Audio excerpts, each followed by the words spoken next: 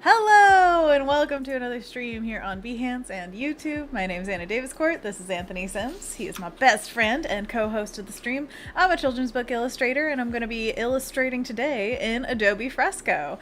So thanks for being here. It's great to see you. I had to do a weird voice. I don't know why. It just happened.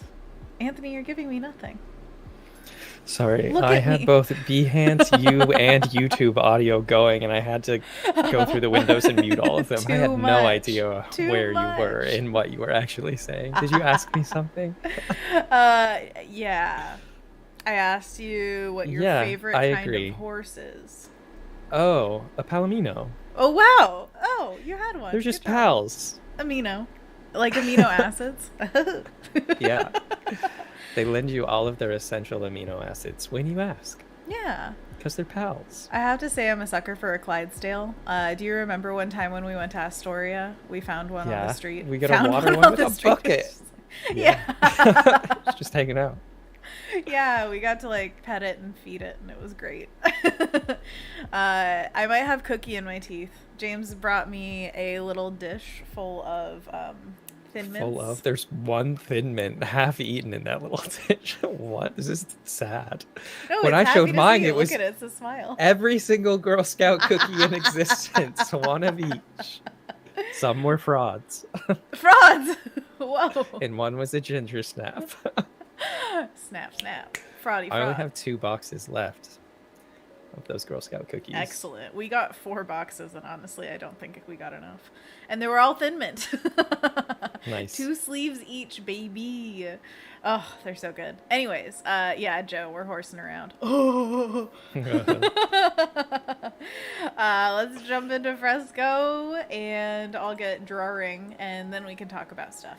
So, to start, I just did like this really, really obviously tiny loose sketch in Fresco, and I want to make it into a postcard-sized illustration.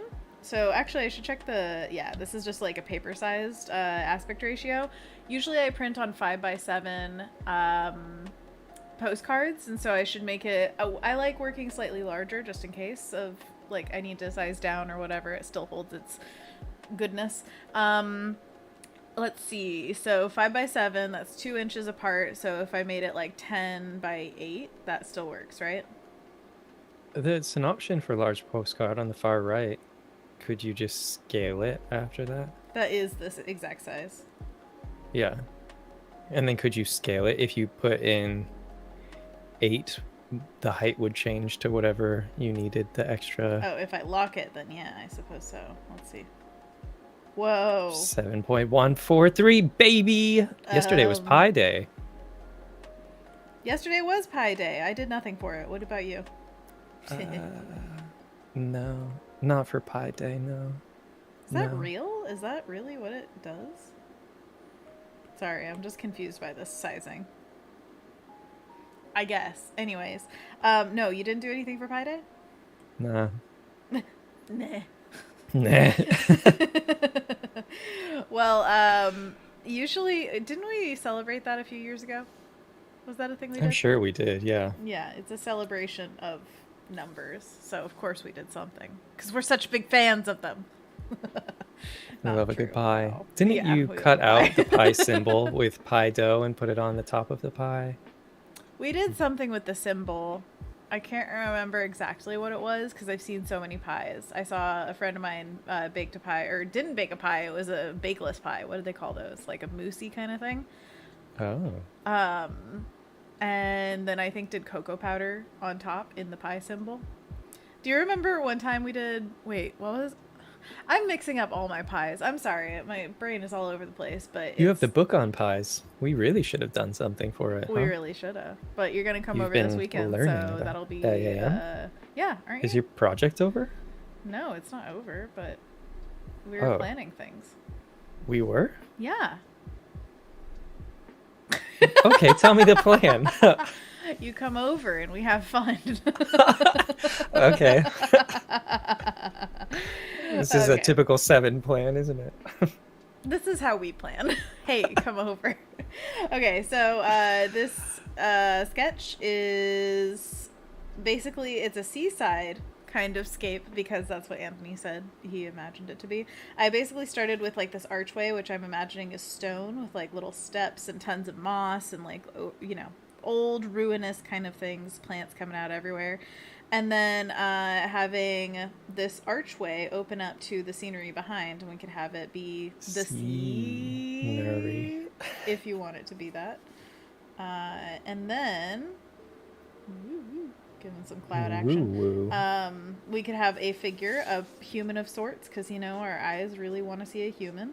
And then I was thinking of having little critters all around. That's what these little blobby blobs are, just holding places for critters. And then I thought maybe it was a cat beach. Cat beach! Cat beach. So this is like a cat that's guiding her in. Her, I guess? I'm making it a her. And then there are cats all around. So that's the idea right now. Let me know what you think. And yeah, I just kind of want to loosely illustrate today and just see what we come up with. So if you have any ideas, if you feel like there's something calling to you, then shout it out and I'll see if I agree. Sounds like a plan. Yeah. As loose as our plans usually are, I suppose.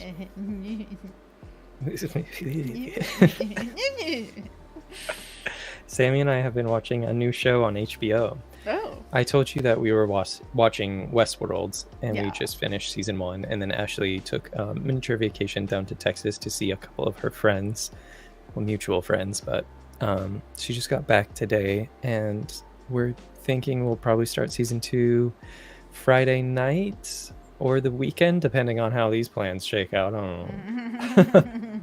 But while Ashley was gone, I suppose Ashley was here, and we also started a new one called Our Flag Means Death. Have you heard of that one? I have heard of that because of Rachel Maxey. Maxey, right? Is that anyway? Sorry, I always mess it up. So I'm like Rachel. You got that. You're halfway there. Rachel.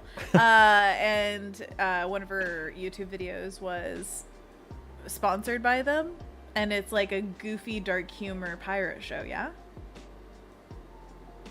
Well, I'd say it's more lighthearted, not dark humor. Okay. Continue. Educate me. I don't think so, I don't anyway. actually know anything, so.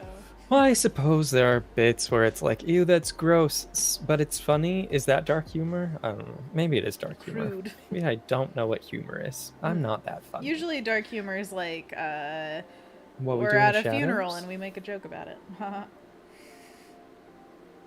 Yeah, I suppose there are jokes about dying in it. So. That's dark yeah. humor. Yeah. Get it. Anyways. Well, go it's on. by Taika Waititi, so Mhm. whatever his style of humor is what that show is, and it feels refreshing for a Nice. pirate show anyway. Yeah. I feel like I haven't really seen a lot of content like that with pirates involved. Definitely. Hook, the pirate crew in that, maybe, and then Muppets Treasure Island, but this feels still even different than that. It's beautiful. It's a beautiful show, and it's pretty wholesome. I like it a lot, and Sammy and Ashley both really liked it too. Nice. Sammy and I are a little bit ahead of Ashley now because 3 episodes came out while she was away, and we watched those, and because we were just trying to stay away from Westworld until she gets back, because I feel like we're all in on that together. And then we started another show. It's called Raised by Wolves. Oh, I haven't heard of that. That one's about androids that are raising human children, I guess. Not wolves? Come on. Mr. I guess that's the analogy. There is a part where one of the kids passes away and the android mother like howls like a wolf. Oh. And there are other times where I guess she's like acting like a wolf would, sniffing around things to analyze the situation type of thing. And then there's also that wolf pack mentality, I think, there as well. Anyways, it's a very fascinating show. It's we just finished season 1, and we're a few episodes into season 2. Nice. And it's very intriguing. Is I don't know there if anybody else has any watched kind it. of plot you can give us a little bit of? Yeah, so it's 2 androids raising a family, this is just, I suppose, what's in the trailer. So, Okay. two androids raising a family on a different planet because Earth, I think. I don't know if it was Earth specifically, but the home world that they came from was destroyed from a religious war between, I think, they were called atheists and Mithraic or something like that. I didn't So know that was there's Mithraic. definitely a lot of parenting situations in it between the androids raising the kids, Mm-hmm. a lot of religious things between the atheists and the Mithraic, and a lot of just like survival type of situations because they're on a new planet where it's the only one in the solar system that they know of that is also hospitable to life. Um, but then some Mithraic people show up about 12 years after the androids get there. The androids were able to get to the planet faster because they didn't need as many resources as humans did to make the journey to this planet. So they got there a little bit earlier and set up their own little compound area with just the 8 of them, 2 androids and 6 babies. And then the Mithraic arrive and start causing trouble with their little area, and things get pretty brutal. Oh no. And then it's like a fight for survival for almost the entire first season. Dang. So it's more of a serious, not like two men and a baby, but like. Oh no, yeah, it's just serious. There's only a little bit of comedy sprinkled in to like a couple of episodes so far, and this is from Father. That's what they call the androids, father and mother. Mm-hmm. Father has some dad humor, but I like to call them father paradoxes because his name's Father and he usually has paradoxes instead of like jokes. He does do some knock knocks, but He does some knock knocks. You know, you gotta have it. but it's father paradoxes. Is it paradoxes or paradoxes? I was thinking about this the other day. What's the plural of paradox? Good question. No answer from me. So it's one for the chat. Dark Hours is asking if we've seen a show called The Dropout. I haven't even heard of that, I think. What's that one about? I guess I'm not as up on my popular culture as I thought I was. Although I did just watch Turning Red last night, finally. Woohoo! That was a good one. Sammy and I watched it the other night. Definitely. Very nostalgic of the early 2000s. Oh my gosh. Everything about it. Just... She even had like a little Tamagotchi. Loved it. I know. Well, and James and I did the math, and we were exactly her age at that point in time. And I feel like, oh, this is just a movie for me. Like, I know. It was perfect. It's pretty amazing. We also have Ibrahim joining in. Hello, Ibrahim. Hey, what's up? How you doing? You having a good day? Painting Dark something Hour beautiful says, as usual. The Dropout, I believe. It's based on the podcast of the same name about Elizabeth Holmes, who founded Theranos. Amanda Seyfried plays Elizabeth and is incredible. Could not have asked for a better casting. And Kendall says, I've been wanting to see that one. Nice. I love to hear it. Yeah, I have not even heard of that one. What was it on? Do you know? I'm guessing HBO, but Dark Hours, I'm sure will clarify. Kind of fascinating that it's based on a podcast. I guess the only podcast I could think of... Oh, it's Disney Plus. Oh, it's awesome. Disney Plus. Theranos, the Disney documentary. You know, duh. Funny. I'll have to check it out, definitely. Yeah, the podcast is based on reality, but I suppose that's where a lot of the information was derived from. Like the podcast did a lot of research into it, I'm assuming. Kind of like the Serial podcast where that reporter that was talking to... What was his name in Serial, that first season anyway? Syed, no, what's his name? I can't remember either. Adnan, point being that Adnan Syed, I believe. She did a lot of the research into that and discovered a lot of stuff that wasn't really a part of the case beforehand. So maybe that's what the podcast was as well. Kendall says, I think it's also on Hulu. And Dark Hours goes on to say, so it would be really interesting to compare what info they got from the pod and what they discovered. Definitely. Yeah, you'll have to let us know how it compares. I also love just the idea that somebody does a thing because they want to, and then it picks up so much steam that they make it into something that's like on Disney Plus or whatever. It reminds me of the Secret World of Colors book. That was actually just a series of blog posts that this person wrote about, where they were like, "Hey, I found this out about this color. I'm gonna write about it." And then they eventually had so many chapters of it, that blog, that they were like, "I'm gonna compile this into a book." It's so cool. Such a cool way That's of the doing book with things. all the polka dots on the front of the different colors that you Indeed. had been reading? Yeah. Oh, I meant to check that out from my local library because I saw that they had it there. Well, hot dang. You can Let's borrow see it if from me it's when you still come there. over. That's true, I could. I wonder if they have it currently and today. Currently and today, yes. It is so wonderful. It's so funny. I started reading that one when I was on hold for something, and I stopped. Like, I couldn't put it down after that because it's a non-sequential kind of read, so you can just pick it up whenever. And it was the perfect before bedtime reading because you're just like, oh, it's like 2 pages and I'm out like a light. It was great. They do have 3 versions of it: an ebook, a physical book, and an audiobook. Hey. I don't know how helpful an audiobook would be. Think of the color green, but more like this color of green. Well, yeah, I mean, they have the color on the side of the page, it's true, but I don't always think that it's like the purest kind of like, it's really hard to tell what a real color is. Like, Oh yeah, because print can't print every color. well, that was like what Pantone was supposed to be about, is like, here is the color. We have definitively said this is the color. And if you print in this color, it comes out as this color, that kind of thing. It still doesn't hold up with like the rest of the world. So it's just kind of, it's wishy-washy. Yeah, there's only so much printer profiles can do because the human eye could see more of a range than ink can print. Especially with green. There's so much green. Dark Hour says, I really want it to be paradoxy, but Kendall says, Google says paradoxes is the plural.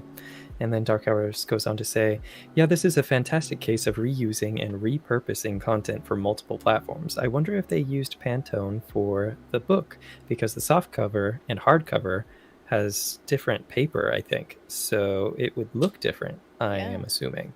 I would assume so too. I think even just like book by book, if you're not using even the same printer for it, it's going to look slightly different. If you have all the books next to each other, there's no physical way to make sure it looks exactly the same on all of them. So, I mean, the difference could be minuscule, but I'm just still saying, like, we should have a level of forgiveness with it.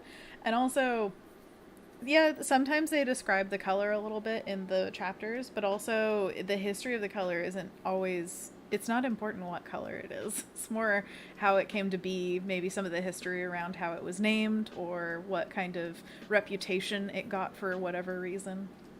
So you think the audiobook would be a good thing to check out from the library? Or should I hold out and get your version from you?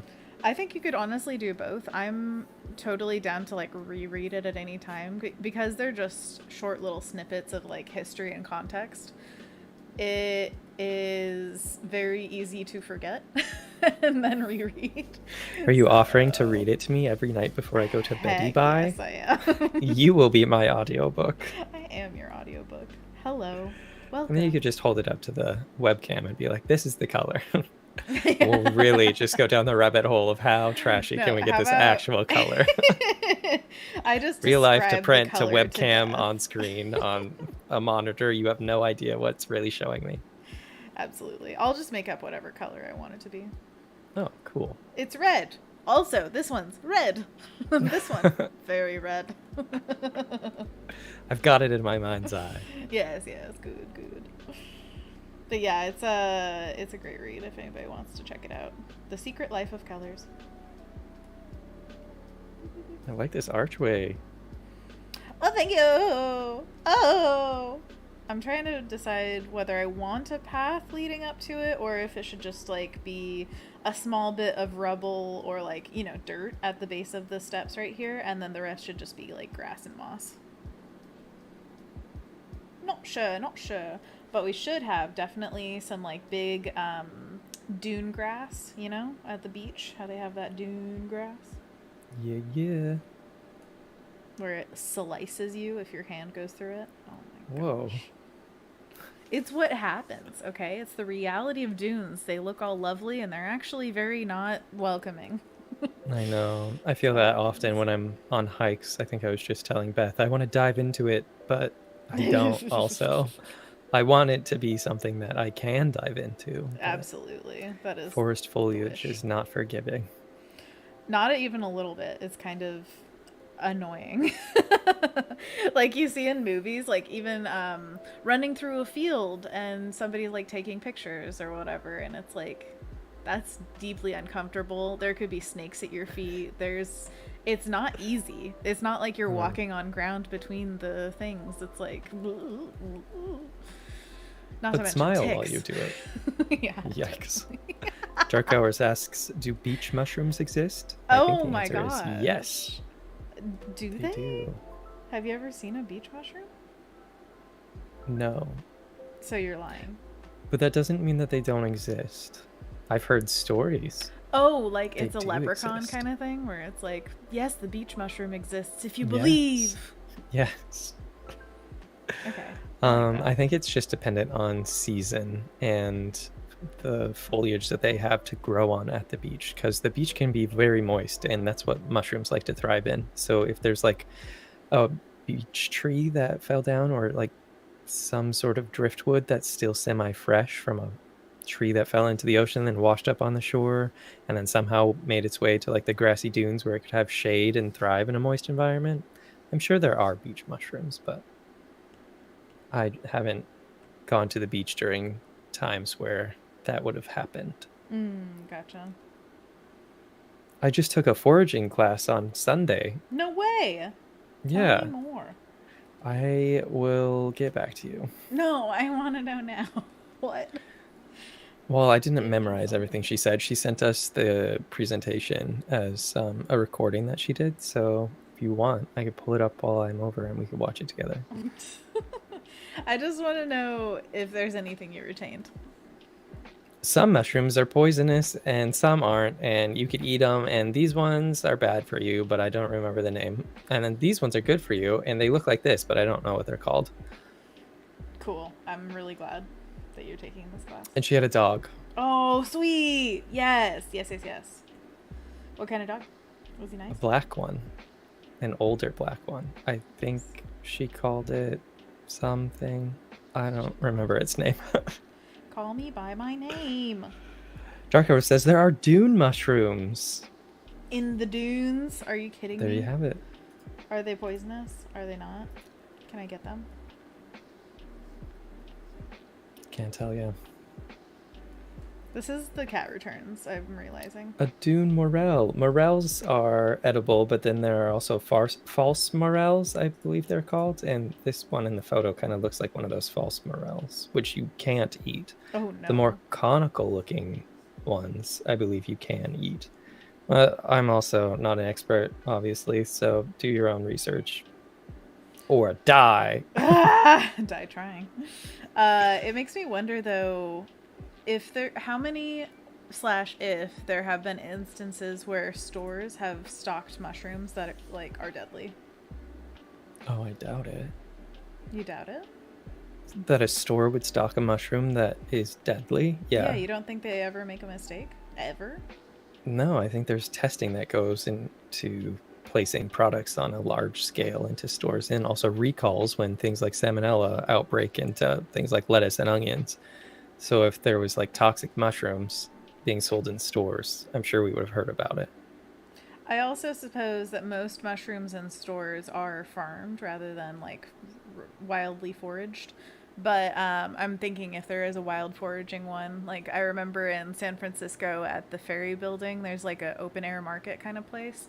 And there was a mushroom stand that had more mushroom varieties than I have ever known existed. It was so cool. And that one was definitely if they picked the wrong one and you bought it. Okay, yeah. Well, I was thinking more like a Fred Meyer or a Safeway or some local grocery chain, not Right. a Saturday market type of scenario. Because, yeah, I guess poison mushrooms could be at that. So Yikes. I got a porcini and I made a gravy out of it. It was so good. oh, that's delicious. Yeah, that was amazing. I want to go back. We'll just have to learn how to forage on our own. I don't trust myself. I don't think I would ever feel comfortable doing that. I Like that the episode idea of Ryakuma, remember when she took the mushroom off of Ryakuma and she was like, I want to be more adventurous, and then they decided to eat it, but before they did, the frog came in and ate it and then got all like woo woo. You know, as you do. My favorite episode. So good. It should be more adventurous. Not with mushrooms. Users in the chat asking What's why up, you're user? so early today. Are the streaming times changed? No. We just started at 3 and here we are. Well, it was daylight saving time here in the US, so maybe that's why. Oh my gosh, I didn't even think about that. Could that be affecting it? Like, other Could people be. don't have that? Oh. Yeah, time zones are arbitrary and made up. Yeah, everything's fake. Time doesn't exist, actually. So... we went an hour forward, so it typically would have been 2:30 right now, but now it's 3:30. Wow. That's crazy. Yeah. Yeah, James and I, since that happened on Sunday night, right? Saturday night? 2 a.m. on Saturday. Sure. And Because Sammy and I were up watching Raised by Wolves, and we were like, oh, wow, we stayed up way later than we thought. But then we realized daylight savings time. It's a tricksy. But yeah, ever since then, James and I keep on like staying up too late, and we're like, but really, it's this late. Like, it's an excuse. No, yeah, I've been trying to get up at 6 a.m. and my body's like, definitely not now. No. It's 5 a.m. now. That's I'm wrong. like, okay, can't do it. Now I sleep until 9. My Excellent. schedule's It's all all off. or nothing. It also doesn't help that I wake up every single night and then have a hard time falling back asleep. Oh, that's What? unfortunate. It Do you have is. Noise machine still? I do. I've got a Okay. fan, noise machine, essential oils, air purifier, humidifier. I try. Your room is scientifically just made for sleep. I honestly am curious about like what can I do to make it even more beneficial. I want to get a thermometer and put it in here, or a thermostat, I suppose it would be. Just imagine having the door a little ajar and just putting a big thermometer through like the little crack. How are you feeling, room? I just want to know. That's good. By the way, ever since watching Turning Red, now I want to put thick legs on every character. I loved their legs so much. There was just... I like the red pandas. Oh my gosh. Is that panda cute? It is So cute. adorable. Her friend just going up to it and like, adorable. Just like, I want to hug you. I Yeah. related with Abby a lot. The anger, thought of you. the cuteness, Yeah. the rotund, purple- like, dark hair, and the The purple overalls. purple overalls. I probably That was had Abby. those. It was amazing. Yeah, she definitely reminded me of you. Dark Hour says Turning Red was so good. I want to rewatch it already. And User says I loved it.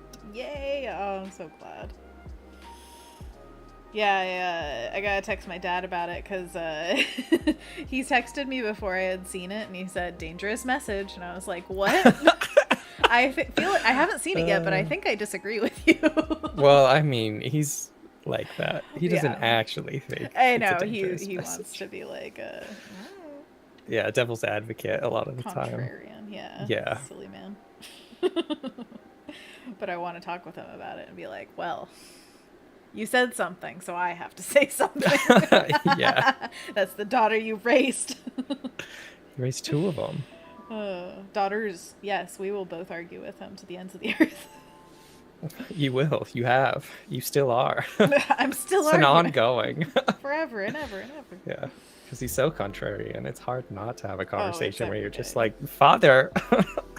Father Now. Oh, he sent User me... says, I just oh. watched it an hour ago. Ah, so good. It's fresh on the mind. Do you still have the songs in your head? From Boys for Now, or wait, what was that Boys band for called? Now. Boys for Now is from Bob's Burgers. It had the similar 4 Town, 5 Town, Four Town. Good job. Oh. You're a 4 Wait, wasn't it townie. 5 town? No, it's 4. 4 town. 4 is an unlucky number. That's right, because they're like 4 town. Why are there 5 of them? I love that little montage where she's going through like all of her favorites, and then she's like, and then there's them and them. I forgot their names, but they were just sitting in the background. Really talented. They're also really talented. We just don't care as much. Oh, it was so good. It's so true. So back in the day, did you feel like you were more of a Backstreet Boys or an NSYNC fan? Spice Girls. I feel like that just was the through line for me. I was like, I don't really care about the boy bands. I'm just gonna keep listening to Spice Girls and spice up my life. Spice up my life, my whole world, Spice World. I think that's also maybe when I got introduced to No Doubt and 94.7, which is a local radio station. So my music taste was changing around that time. Yeah, totally. I feel like... No, that was a little bit later. That was high school. I think it was like 2005 or 6 that I found 94.7 when you and Aaron were driving me somewhere in the Cadillac. I was like, what? There's other stations other than country and Christian? Oh, yeah. Uh-huh. And then you made me into a heathen. I renounce God. 94.7 for life. Suddenly he was into ska / new wave / the White Stripes alternative / oh yeah, 7 Nation Army broke down your door. Yeah, there was a lot to say about music. 94.7 was pivotal, which is so funny to think like radio stations were a huge deal for teenage like musical awakenings, when now it's like I don't even know if the radio exists really. I think it does. I don't tune in all that often. Sometimes when I'm in the car and they changed Gustav from 94.7, he's not there anymore.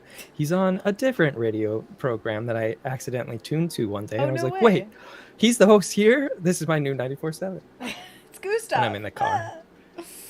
I mean, for teenagers, like for that time in life, if you're discovering things through radio, I would assume you'd have to be in the car, which I guess is kind of the same for us, although I did listen to it on occasion from the computer. I know on Spotify and YouTube Music, they've got a new releases type of thing, or the top charts thing, so it's kind of like a radio station in that aspect where you could still see what's trending, even if it's not something you typically would tune into otherwise. Nice. Yeah. Joe is saying that Triple J is still a big deal here in Australia. Is that your boy band? Triple J. Oh yeah. We had a Backstreet Boys reunion not too long ago, right? Wasn't that a thing? I don't know. Let me know if Spice Girls ever comes around, or rather, I'll let you know. Yeah, please do. So I was a hardcore Backstreet Boy fan. I remember having the album Millennium, where they wore all white. And my sister was very much into Britney Spears and Christina Aguilera, so of course we would share. And then, of course, through all of this, we had a very strong alternative or rock vibe as well, like Green Day, Sublime, No Doubt, or just constant. And so it's not all one or the other. It doesn't have to be all pop or all rock or whatever. And that's basically, Anthony, you and our musical relationship is basically that, like a lot of pop, but a lot of other stuff mixed in, alternative, and I guess it's always been alternative rock. It's not just like hardcore rock where you're like, "Argh!" But like alternative rock, which is a silly name for it because I feel like it's just where a lot of miscellaneous goes. Yeah, I feel like it is pretty much a catch-all. My musical tastes also include more 80s and big hair bands, I suppose, and maybe even rock proper rock. But I think that that's a lot of what you brought to, like, that's your taste, but I'm saying, like, what we related over, you and me, Oh, together. yeah. It was mostly, like, pop and alternative. Well, No Doubt was probably the pinnacle of that, where we were just big fans together. We got to go to a concert together. Oh. That was my first concert I ever went to. Ah, so good. And then Dragonette, whatever they are, pop, alternative pop. I'd call them pop pretty solidly. But yeah, they're not like big Pop. I guess they're lesser Big known Pop. than like, Yeah. you know, Little going Pop. to a Gaga Bubble concert wrap. or something.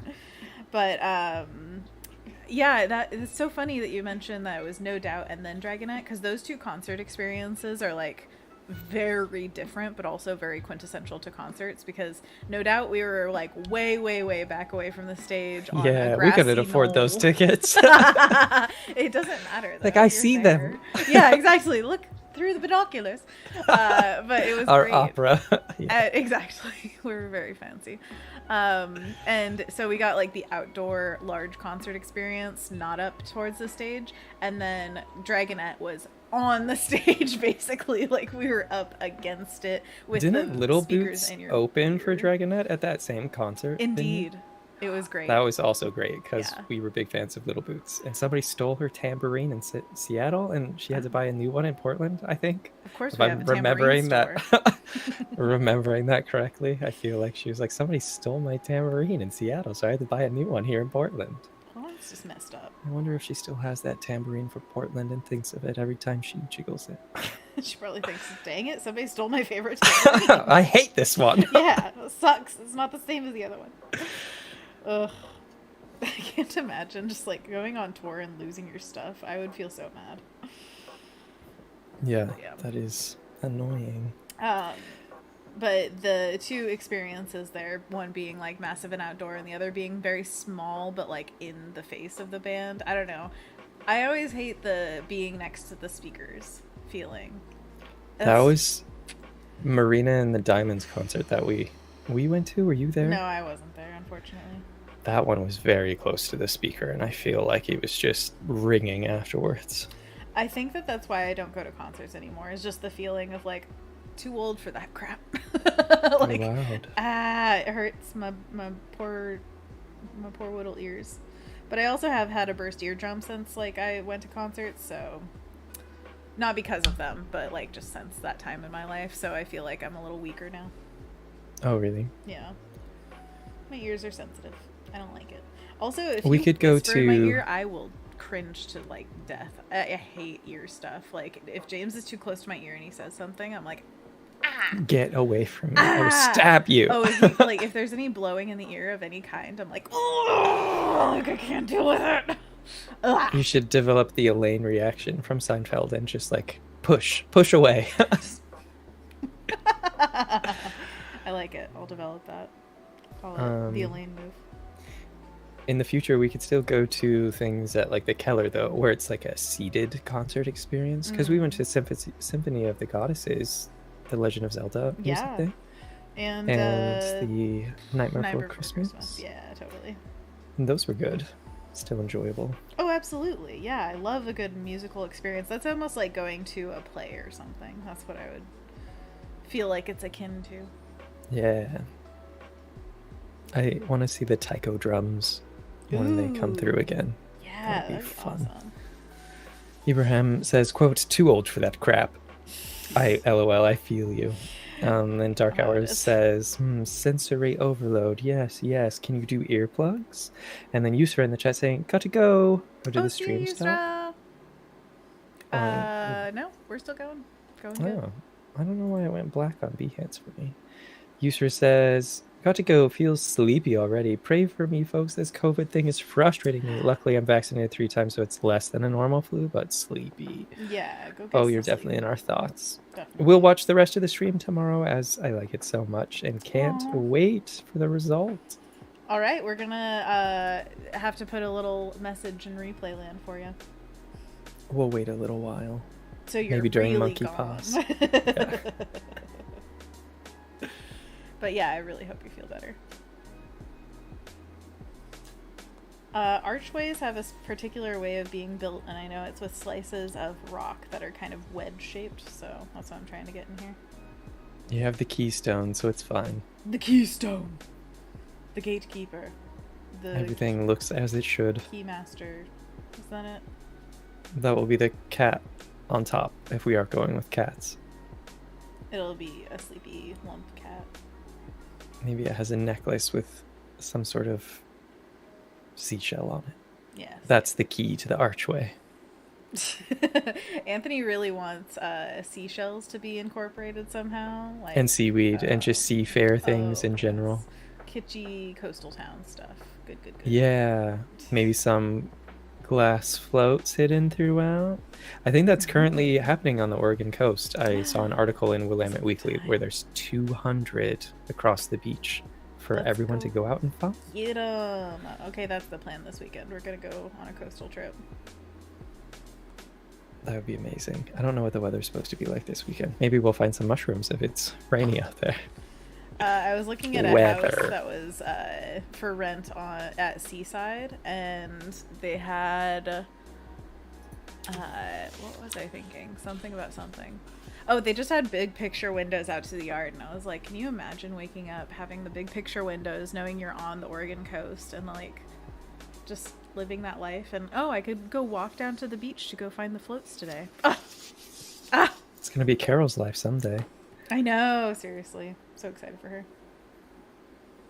We're gonna plan a trip sometime probably soonish to go see her place. So that's exciting. Is she gonna be there? Yes, she will be there. We won't just go to her like plot of land and be like, well, Here it is. cool. Race you to there and back again. Race you to there and back again. Also, Joe is mentioning that Mushroom Rain is out, which is Jamie Green's new book, which looks amazing. Oh my gosh, it's so beautiful. I think that if you like mushrooms even just a little, that book is a must. It's so So you're gonna pretty. get it? I think so. I mean, I have like 15 books I need to get, so I want to support the creators that I love, and all of them are like creators that I love. So yeah, maybe I'm just gonna spend a bunch of money. Darn Maybe it. you could check it out from the library. Yeah, okay, so I love the library and I want to check out all the books and I support that completely, but I also feel like there is a benefit to monetarily supporting the creators that you love, because that is genuine, like, direct support to them. Oh yeah, for sure. But if you want to read the book, maybe you check out the book and then give them money directly on Patreon or a Ko-fi or something. Go. I don't want to own the book. I just want to read it. You want to support the artist. It's the main takeaway. I do want to own the book. I want to own all the books. I want a book collection. I want a library. Yeah, I've got some books back here. Oh, Ooh, really?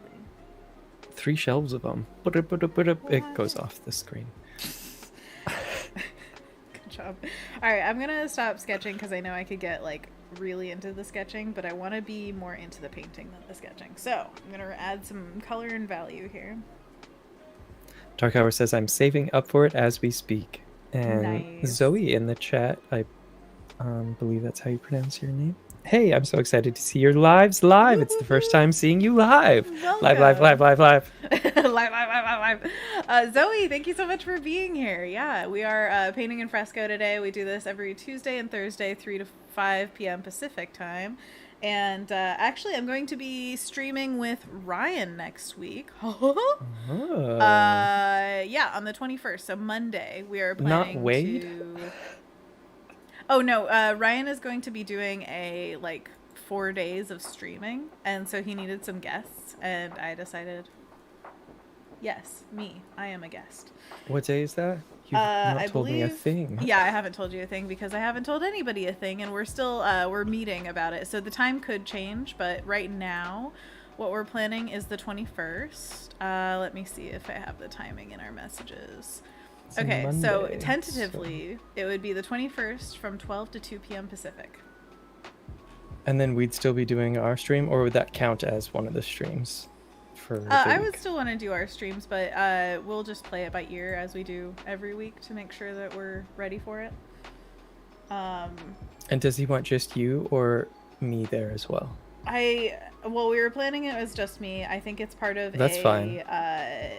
What do you call it? Women's History Month. So it's part of that is that he wants me to come up or bring a few inspirations of female artists. And I was actually looking some up before the stream to just I don't know. I felt like I wanted to have one that's a contemporary artist and one that's maybe a forefather artist. Lily a foremother. Williams. She's been great. There's so many, Anthony. There's so many. Well, she was the first one that came to my mind because on a podcast episode, we delved pretty deep into one of the articles she wrote on her blog. That's true. And there was another one that she wrote recently that I really wanted to check out, but I keep forgetting to do that. She writes a lot of articles, so. She does. She posted something recently about turning red, and she drew her sister and her in the style of turning red, and then attached a photo of them as kids, and she had like headgear braces. Oh. It's very awkward and endearing. Yeah, that's so cute. I love it. I also wanted to talk to you about, since you mentioned the podcast, the Bloopies have basically unanimously said that they would be down to release the episodes. So I wanted to talk with you about how to do that and how you, like, if you would feel okay with that and all that stuff. Oh yeah, obviously I'm fine with it. We should post them on YouTube. Well, they live on YouTube right now. They're just private. So Yeah. I wonder, like, what A a click good way away. would that be to, like... Well, I want to do it in a way that people actually see it. So, like, maybe one episode a feed. week or something. Yeah. And, like, I don't know. Some kind of hype to just make sure that people, like, notice. Because we put a lot of work into that podcast. And I think it's full of great stuff. So I would just love to make sure that it gets its due. Yeah. Okay, yeah. We could think about that and come up with a good plan of highlighting it. Get eyes on it. Get those eyes. Get them.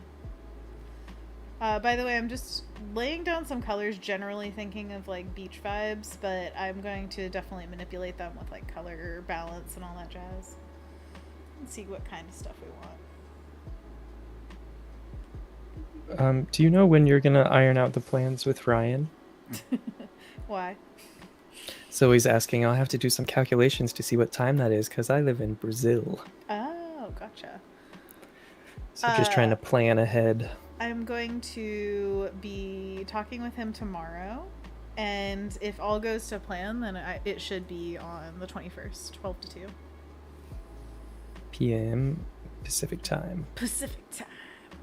But yeah, that is just tentative until I guess I say otherwise, and I'll always post about stuff like that on the Discord, so if you want to keep up with everything definitively, then the Discord's where it's at. Nice. Thank you. Kendall says, I need a nap, so I will hopefully make it back before stream ends, but if not, happy drawing. Thank you. Thank Sweet you. dreams. Yeah, have good dreams and feel super rested. I wish I had Oh, a nap. Anna, you were in my dream last night. We were walking around Tigard. Yes. I think I took you to the house that I lived on, Tangela Court, off of Greenberg. I think, didn't we have like a road trip one day where I took you to like a bunch of different places that I lived? Basically just the history of Anthony's living. Yes. We went there, and I think James was with us, and he was driving like a minivan or something, and he was being pretty erratic about it, and he kept hitting mailboxes. Oh, no. And I was like, stop, just pull over. Stop. But in the backyard, there was a fence that cut off our backyard to a junkyard that was right behind us. And that fence was gone, and the junkyard had all been cleared out. And we started walking around the neighborhood, and somehow, in dream landscape, we found ourselves at Washington Square Mall. Oh. And we took a really bizarre escalator. And there was like different chutes. Oh, Corinne was there by this point. Chutes that we like got into. It was like a silicone thing, and we like were getting slurped down to the next level. But then we were like walking through the mall, and you were like, should we be here? I don't feel like it's safe to be out in like a public space like this yet. And there wasn't a lot of people at the part of the mall we were at, and we were trying to get out, but the mall just seemed so sprawling. And then more and more people started showing up and just like crowding around us, and nobody was wearing a mask, and there was no social distancing. I have dreams as well. Just so much of that has happened in my dreams. It's annoying. I'm like, this is supposed to be a place where I can like forget my woes. And well, now you're in my dreams, also having anxiety about it. Put on your masks. Well, I'm glad to know I'm even dragging your dreams down. Woohoo. Well, you were there and we were hanging out, and Corinne was there, so it was a net positive. Overall. Oh man, that's I feel that very, very much. It's so familiar.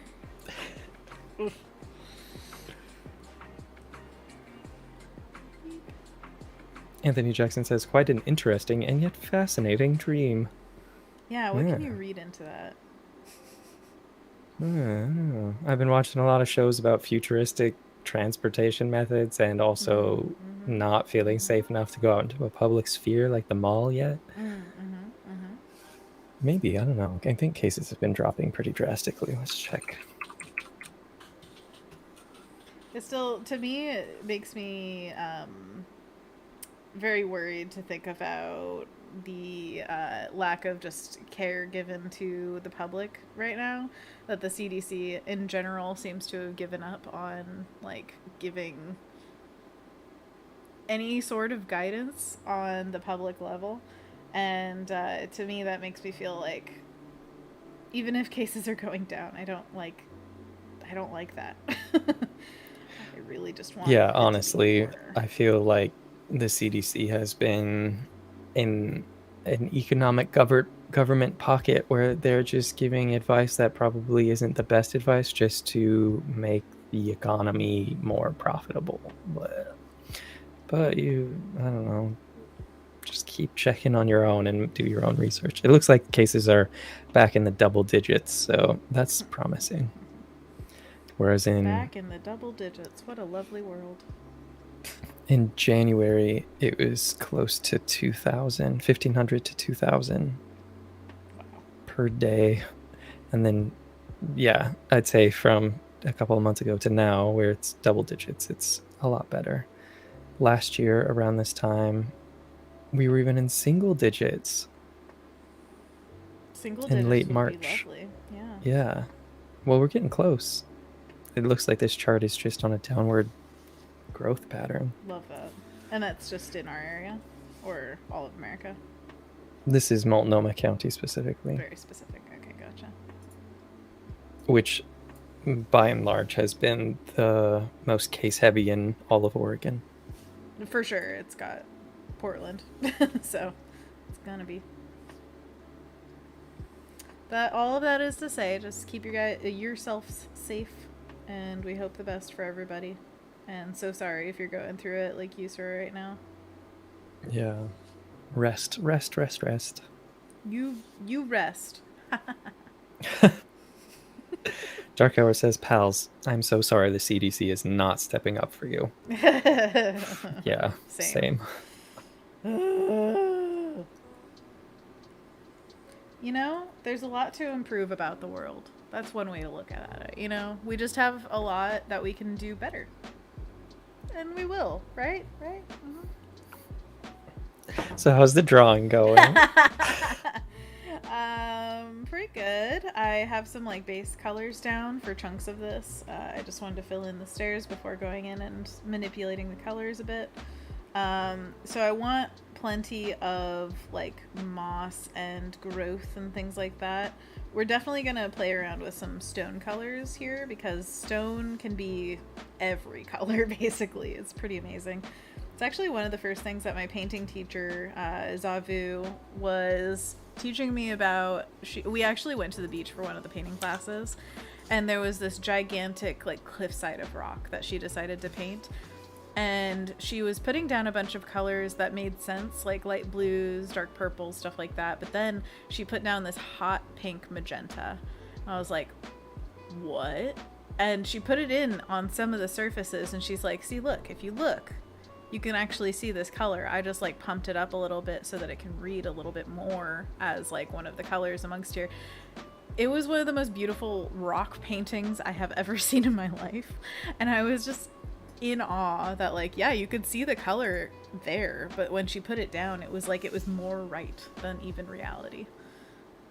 It was spectacular. And master. So she, taught a lot about like actually seeing the colors that exist in nature rather than just relying on your idea of what should be there or what's taught as the like, oh, you know, your light source is here and that means your shadow is this.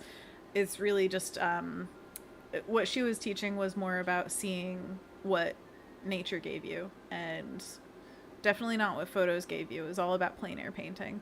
And in that way, I feel like there was a complexity that was invisible otherwise. You know, you just don't see it unless you're right there. Which is so cool. Dark Hour says, that sounds like a core memory to me. How wonderful. And Anthony Jackson asks, is this a gateway to somewhere? Oh, yes. Oh, yes. This is a magical gateway, clearly. To where and to what? That's up to you.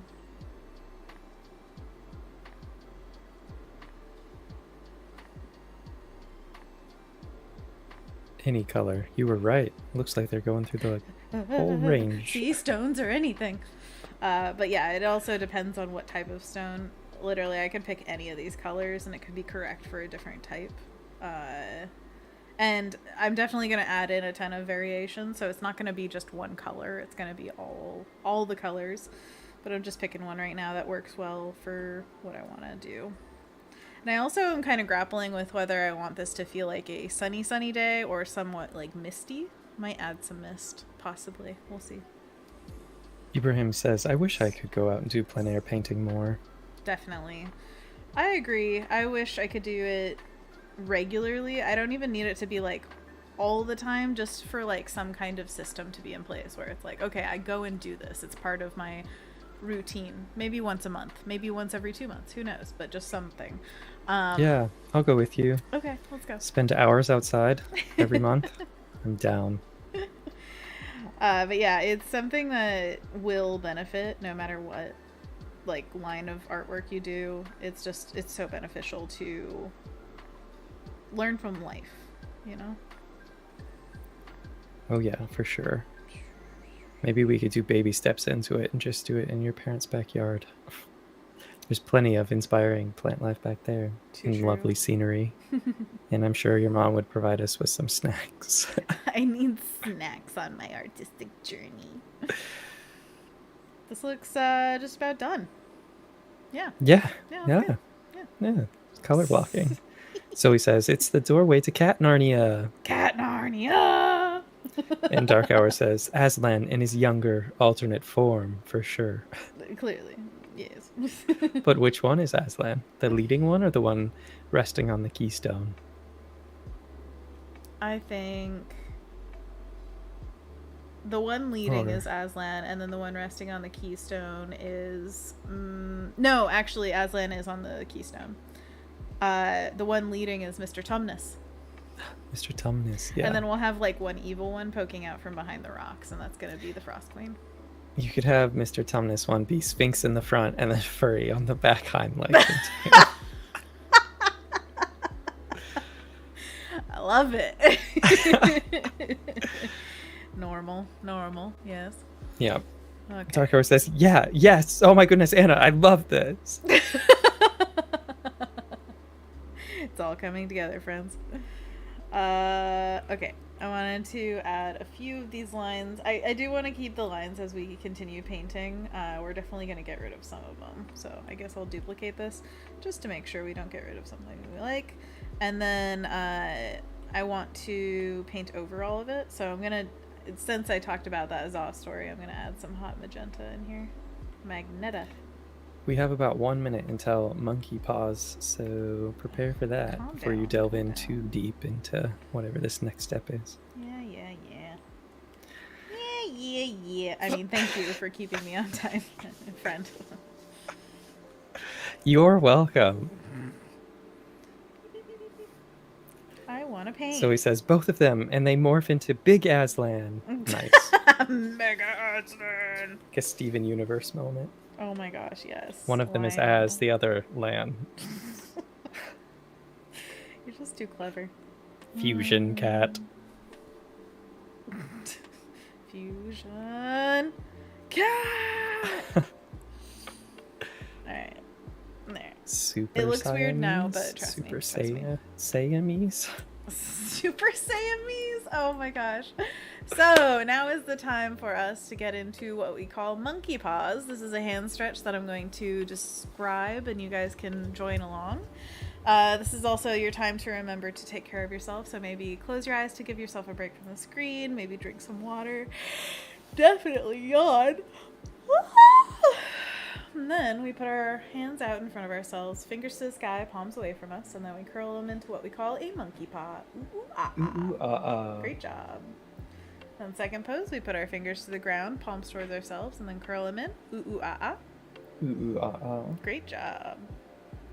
Then third pose, we flip our palms out, fingers down, curl them in. Ooh, ooh, ah. Ooh, ooh, ah, ah. Great job. And then fourth pose, we put our fingers to the sky, palms towards ourselves, and curl them in. Ooh, ooh, ah, ah. Ooh, ooh, ah, ah. Great job. We just repeat these poses, holding for about a second each, around 10 times, so that we get a nice stretch in our wrists, and hopefully prevent things like carpal tunnel syndrome and arthritis, because we use our hands for so many dang things, and we want to keep them good.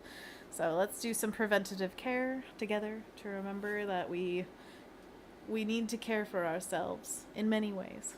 I've been doing knee exercises lately because my knees feel not good. So Join the club. yeah, exactly. Well, actually, we have been taking some of the exercises that you used. I remember Anthony went to physical therapy one time and learned a bunch of exercises for his knee. And so I used to do them with him when we lived together very briefly. She was my And accountability partner. accountability buddy. And now James is doing those was doing those because his knee felt weird. And then my knee started feeling weird. And I was like, we're going to do them together now. So I could send you the actual document if you want. yeah, that might be helpful. I remember the form of one in particular where you like keep your back straight, you're on your side, and then you lift your leg up like an 80s workout, you know? Yeah, side laying hip abduction. There you go. And James says that he thinks that one has helped him the most so far. So It's the one that I feel the most help from as well. yeah, it's if you're doing it fully to form, it is difficult. Yeah. Like holding it up there for 10 seconds, ugh, kills me.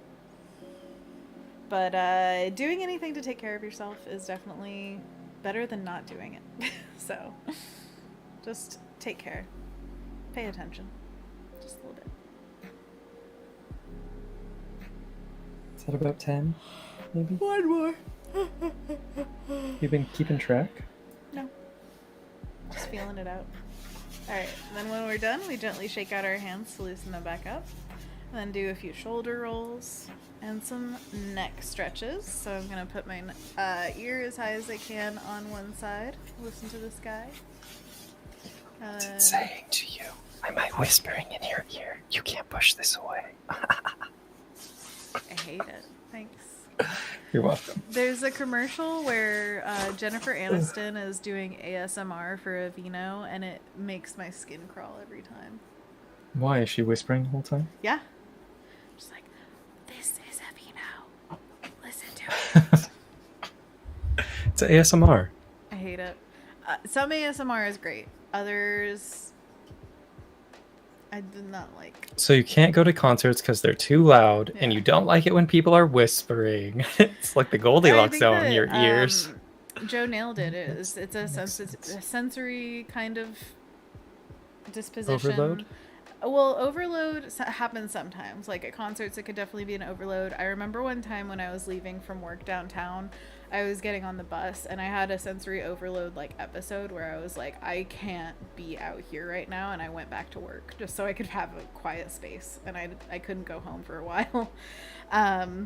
So that kind of thing can happen, but the like ASMR stuff just makes me like, it feels gross, but it's not an overload necessarily. Next stretch, I'm going to look to the side as far as I can. And then Dark over Hours to is the clarifying that sensory overload can be too loud, too quiet, and too many different sounds, and so many more combinations. And we have Annika in the chat saying, monkey, monkey, monkey, pause, pause, pause. Thank you, Annika. We had forgotten. Yeah, monkey, monkey, monkey, paw, paw, paw. Oh, that's a good stretch. I needed that. Especially the neck stuff. I think I'm holding a lot of neck tension lately. And a lot of yawns, apparently. Also, when I was looking to the side, I noticed that the magnolia tree on our street is already blooming. How crazy is that? Love them. Oh, I think that's one of the reasons that I really wanted you to come over, is because the street next to us has cherry blossoms that are all going to pop by this weekend. So if you want to see some awesome cherry blossoms. We have plenty in our neighborhood as well. Excuse you? We're the only ones. You come here. Hey, no. You come here. Gas is too expensive. We have to plan these trips more effectively. Let's walk to each other. Sound good? Sound good. Yeah. All right. We're going to jump back into working on this, but if you have any questions about stretches or anything like that, feel free to give them to the chat. Give them to the chat. Annika says awesome blossoms. Awesome. Hey, Annika, how are you doing? You having a good day so far? Trying to figure out, do I like this? I think I like it without it, honestly. Okay. What was I gonna do next? Okay, so I've got some inspo up. I just want to like kind of feel out this misty thing. Yeah, that's what I want to do next. Beep, bop. I'm gonna use the graphite brush. I'm just gonna make it real big.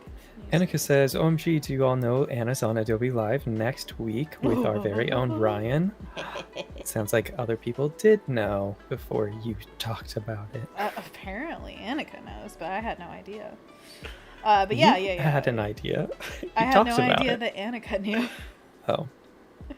But yeah, that's super exciting. I cannot wait to stream with Ryan. I don't know. Have we ever streamed together just like on screen? Because I've done obviously the videos with you for his stuff. You joined him in, was it Andre once? Oh yeah, once upon a time. That was like on the fly though. I did not plan on that. I was in the stream chat and then they were like, hey, come here. I was like, and then we joined him during a Max thing. Like a pseudo Max thing. Pseudo Max, eh? It wasn't Max proper, but he was having a live stream during Max. Oh, yeah. I remember. That was just this last year. We had a time spot for. My memory is really good. And other than that, I don't think so. Other than happen often. Our little stream special stuff, but that's not us there in the moment. Yeah, exactly. What do you think? Mist? No mist.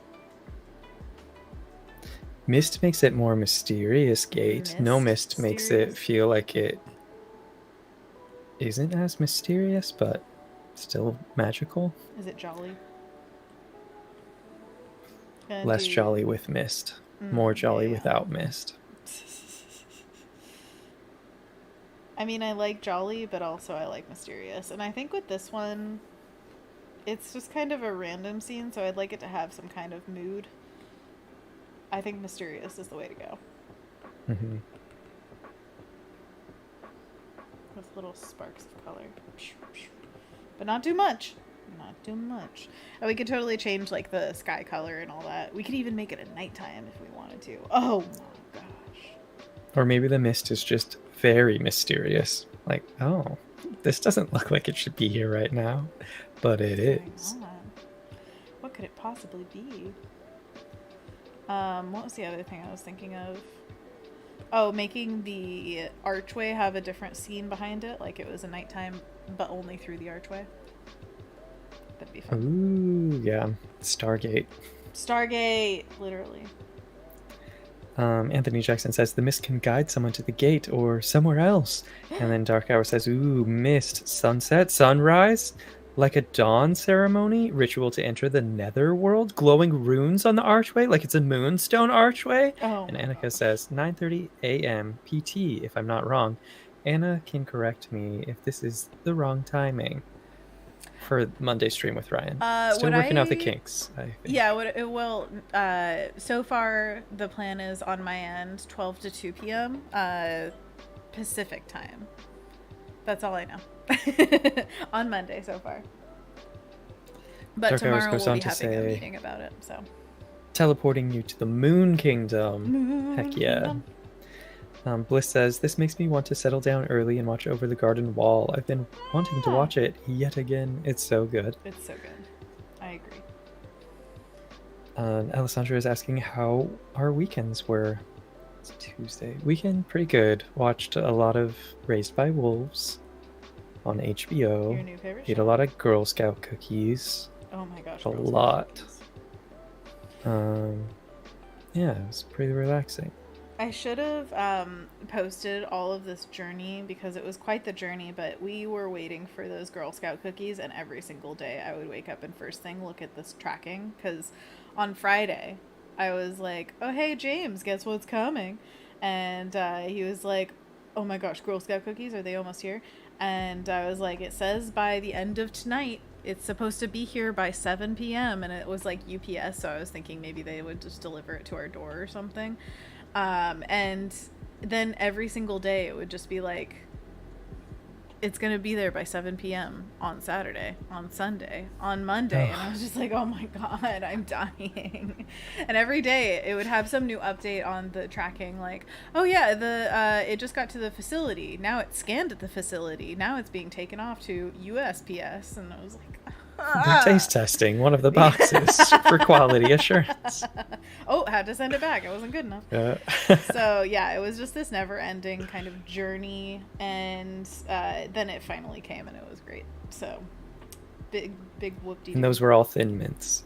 They were all Thin Mints, baby. Bliss is curious, what kind of Girl Scout cookies? Mine was one of each box. One Thin Mint, one Do-si-do, one toffee something or other, Samoas, one of each. Lemon ups, I think those were the cutest ones because they had little statements of positivity on each cookie. So cute. Like, you are a leader, you are creative, you are bold. And You they are were brave. lemon flavored. I like that. That is hecka cute. Rin's in the chat saying, hi friends, just popping in to say, hey, this painting looks amazing thus far. Oh, thank you. Yeah, we're having fun with it. It's apparently going to become like a Moon Kingdom door. I hope you're doing well, Rin. You having a good day so far? Well, then we should do a little Easter egg for our Sailor Moon thing. Maybe we've got a Luna or an Artemis or a Diane kitty cat. Luna is just black, right? With a little moon on her head. Correct. And Artemis is white with the moon crescent on his head. And then Diana's gray with the little moon crescent? Question mark? Probably. Question mark. But she's a little kitty. Little baby, little kitty. So cute. Yeah, all cats are invited. You'll have to Well, remind more me. specifically because it's a gateway to the Moon Kingdom, and that's what they call it in Sailor Moon. Really? That's what they call it? Yeah. Huh. Neo Queen Serenity in the Moon Kingdom. I had no idea. Now you have somewhat of an idea. Do you think they can go back and forth? Yeah, if they go through Sailor Pluto's timekeeping gate, they could travel through time. Nice. What do you think of the new colors? Do you like it or this is after? Before? After. I honestly don't know because I don't know if my screen is showing what yours is showing. Just generally though, I like it a little bit lighter and muted. Lighter. Okay. Doop. Alright, now I'm just gonna paint on top. What is this? Oh, that's the mist. Okay. Rin says, sick with fever, so having to get some extra rest. Blah. Hope you are all faring much better. We are. We are. We're just better. Yeah. Yeah, I think we're health-wise completely fine. I'm so sorry that you're having a problem. I wish you all the health. All of it. Take mine. Take it! Yusra's also not feeling well, so she had to go lay down, and I think Kendall's also taking a nap, and I'm not sure if it's because she's not feeling well or just tired, but it sounds like rest is something that everybody needs a little extra of onto today. On today. I agree. For today? For today. How many days are in a fortnight? 2 weeks. Yeah. So 14. How many days is that? 14. Good job. Do I know Pop that? quiz. Yeah. Okay. I love passing pop quizzes. Give me another one. Dang, I wasn't ready for this. Another. I failed the pop quiz. Oh no. So meta. I gotta do better. It's okay. There's time. About 45 minutes left. Oh my gosh. That's how much time. Give me time to realize my crime. Okay, so since we just did a flat color on here, I think what we should do real quick is add one side of multiply. I don't need like too much, what do you call it? Like definition. I just want like one side, two side kind of stuff. Does that make sense? No, probably Yeah. not. Oh, okay. Okay. Good.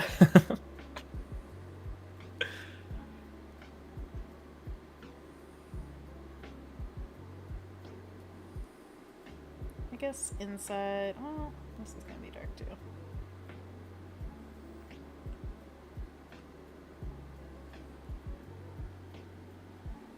Rin says it's likely just very, very bad allergies. And oh no, we took COVID tests to be safe and they came back negative.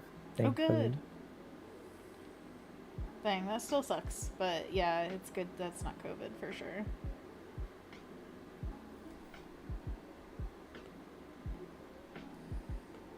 Okay. Now we've got sides. Sounds good, sounds good.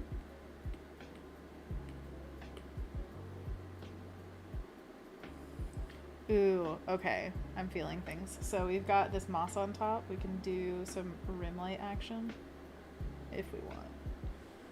That's one way of doing things. No, that's too much right now. We'll figure it out.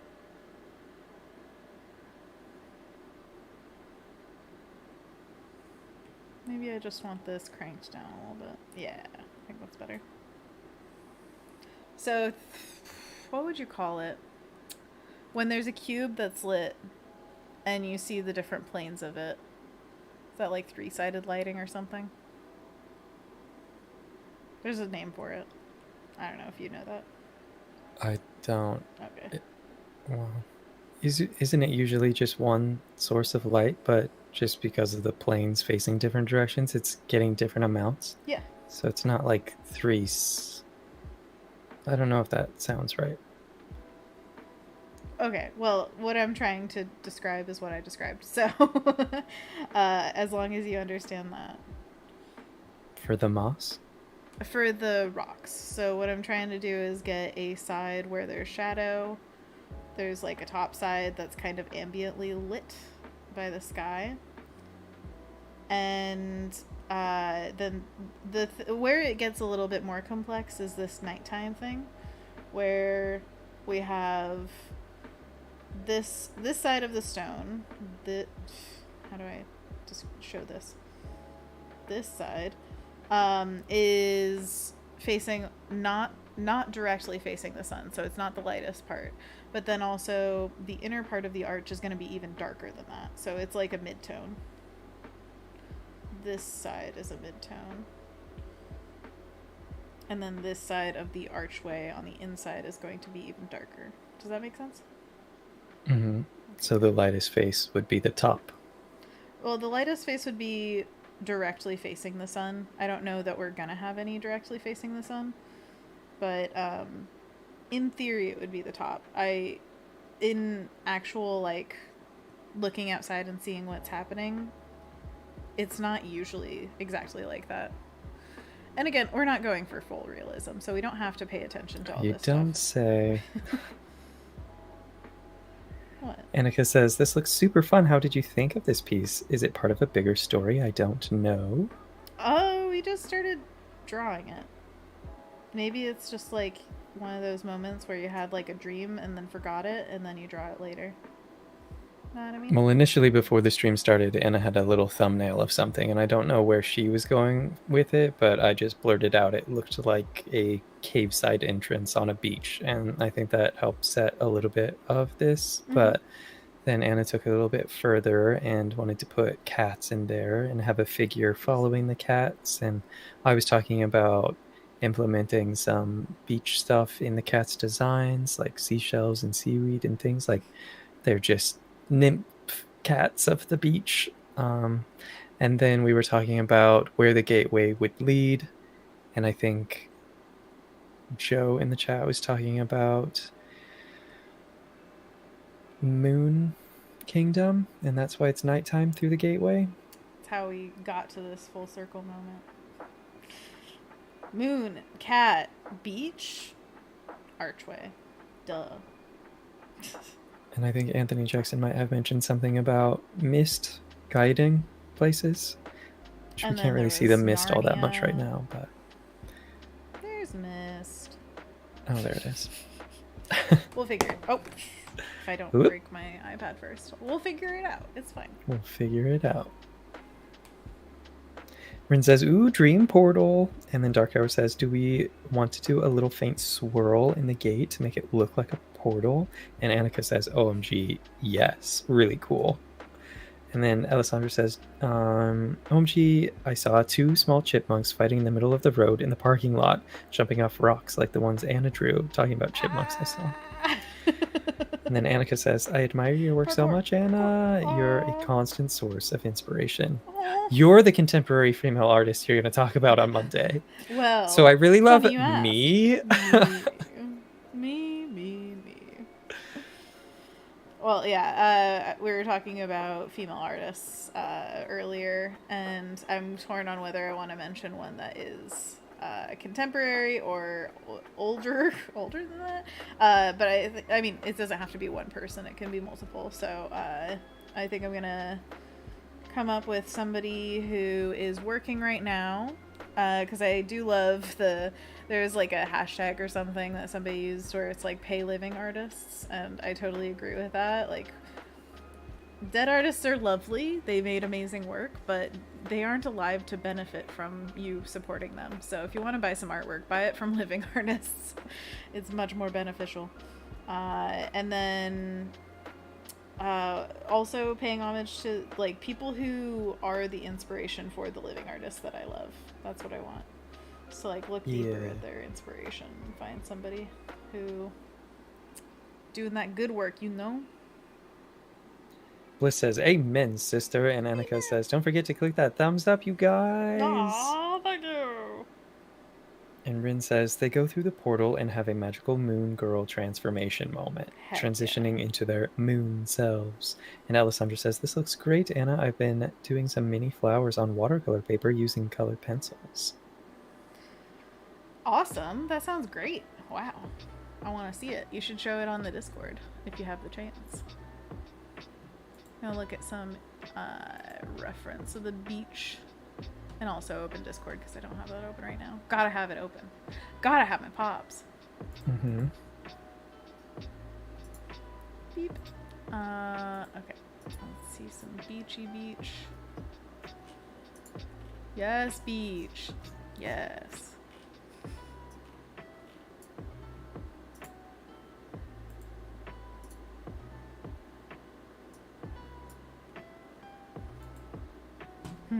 Yeah. I want to work on the colors some more. What do I need to do to make the colors what I want them to be?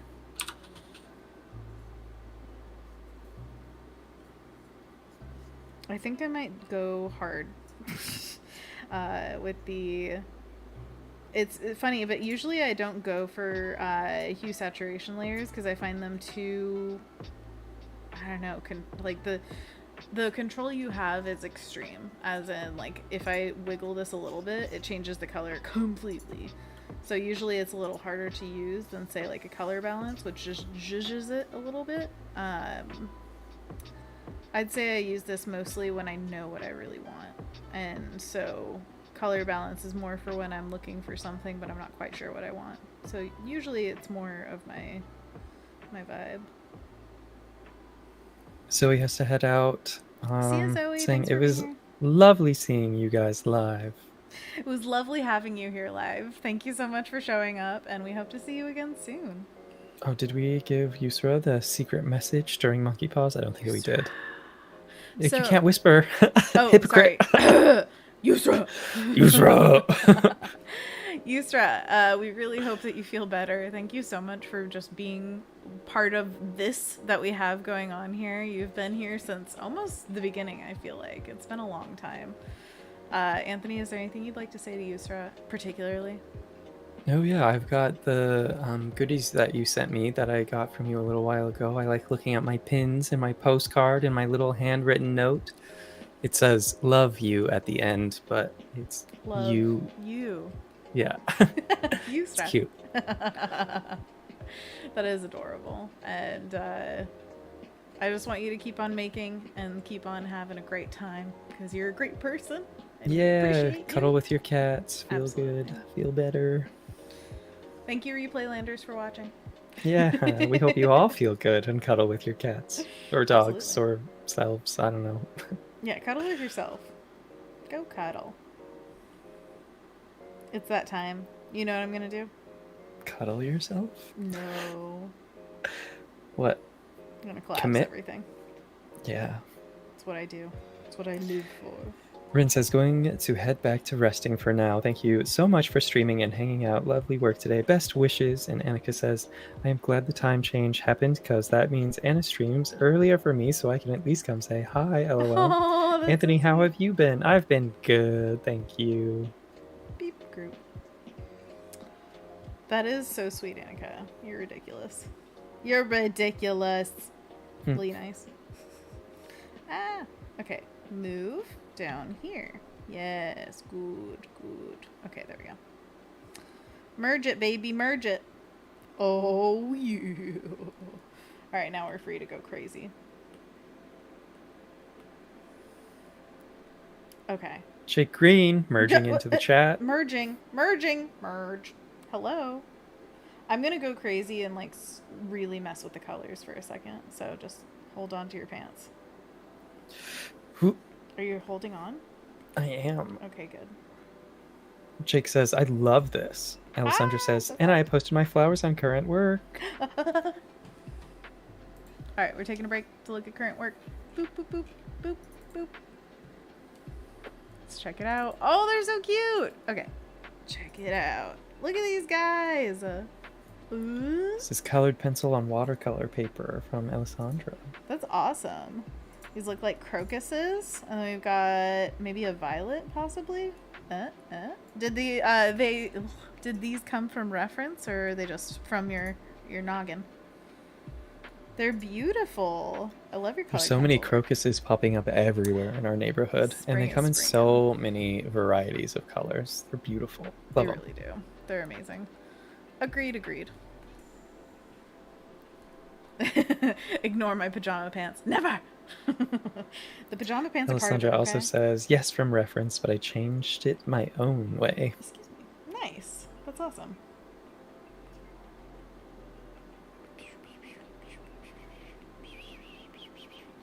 Yeah, okay.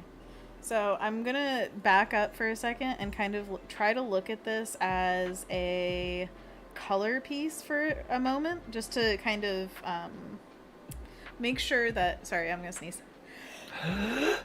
Achoo! Wow, that was loud. Whew. Bless you. Thank you. Blew me back into the 70s. Okay. Woo! A wee! So, one thing that I always want to make sure of is if I am looking at a piece that I've created in my portfolio that it looks like something I am immediately drawn to, and one of the biggest factors for me with that is color. And so I want to make sure that this feels like a beautiful color piece that just draws me in, you know? So that's the goal that we're going for. And when you're doing that, you got to really zoom out and make sure that you're feeling the vibe that you're putting down. Does that make sense? Yeah. The big picture by making it smaller, ironically.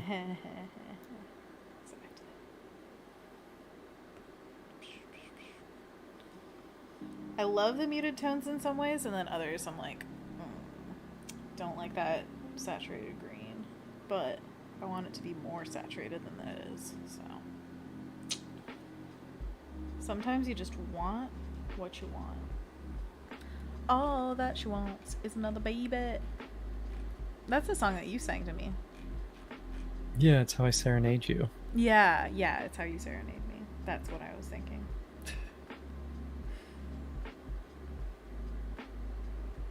I think I want more color freedom with the stone. It can literally be any color, Anna. Any color. It doesn't even matter.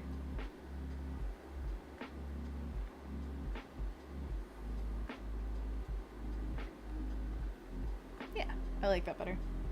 That's nice. Oh, that's nice.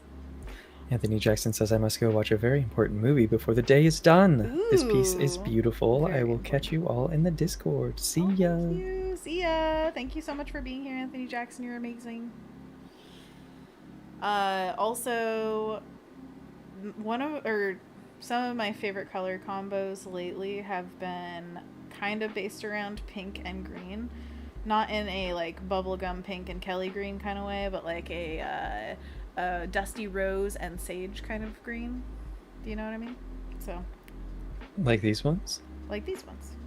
What I'm Then trying yes, to I do. have some sort of an idea. Dr. Bronner's has their cherry blossom soap out in their, you say it's Ooh. green tea, but also same kind of colors for what you're talking about. That's awesome.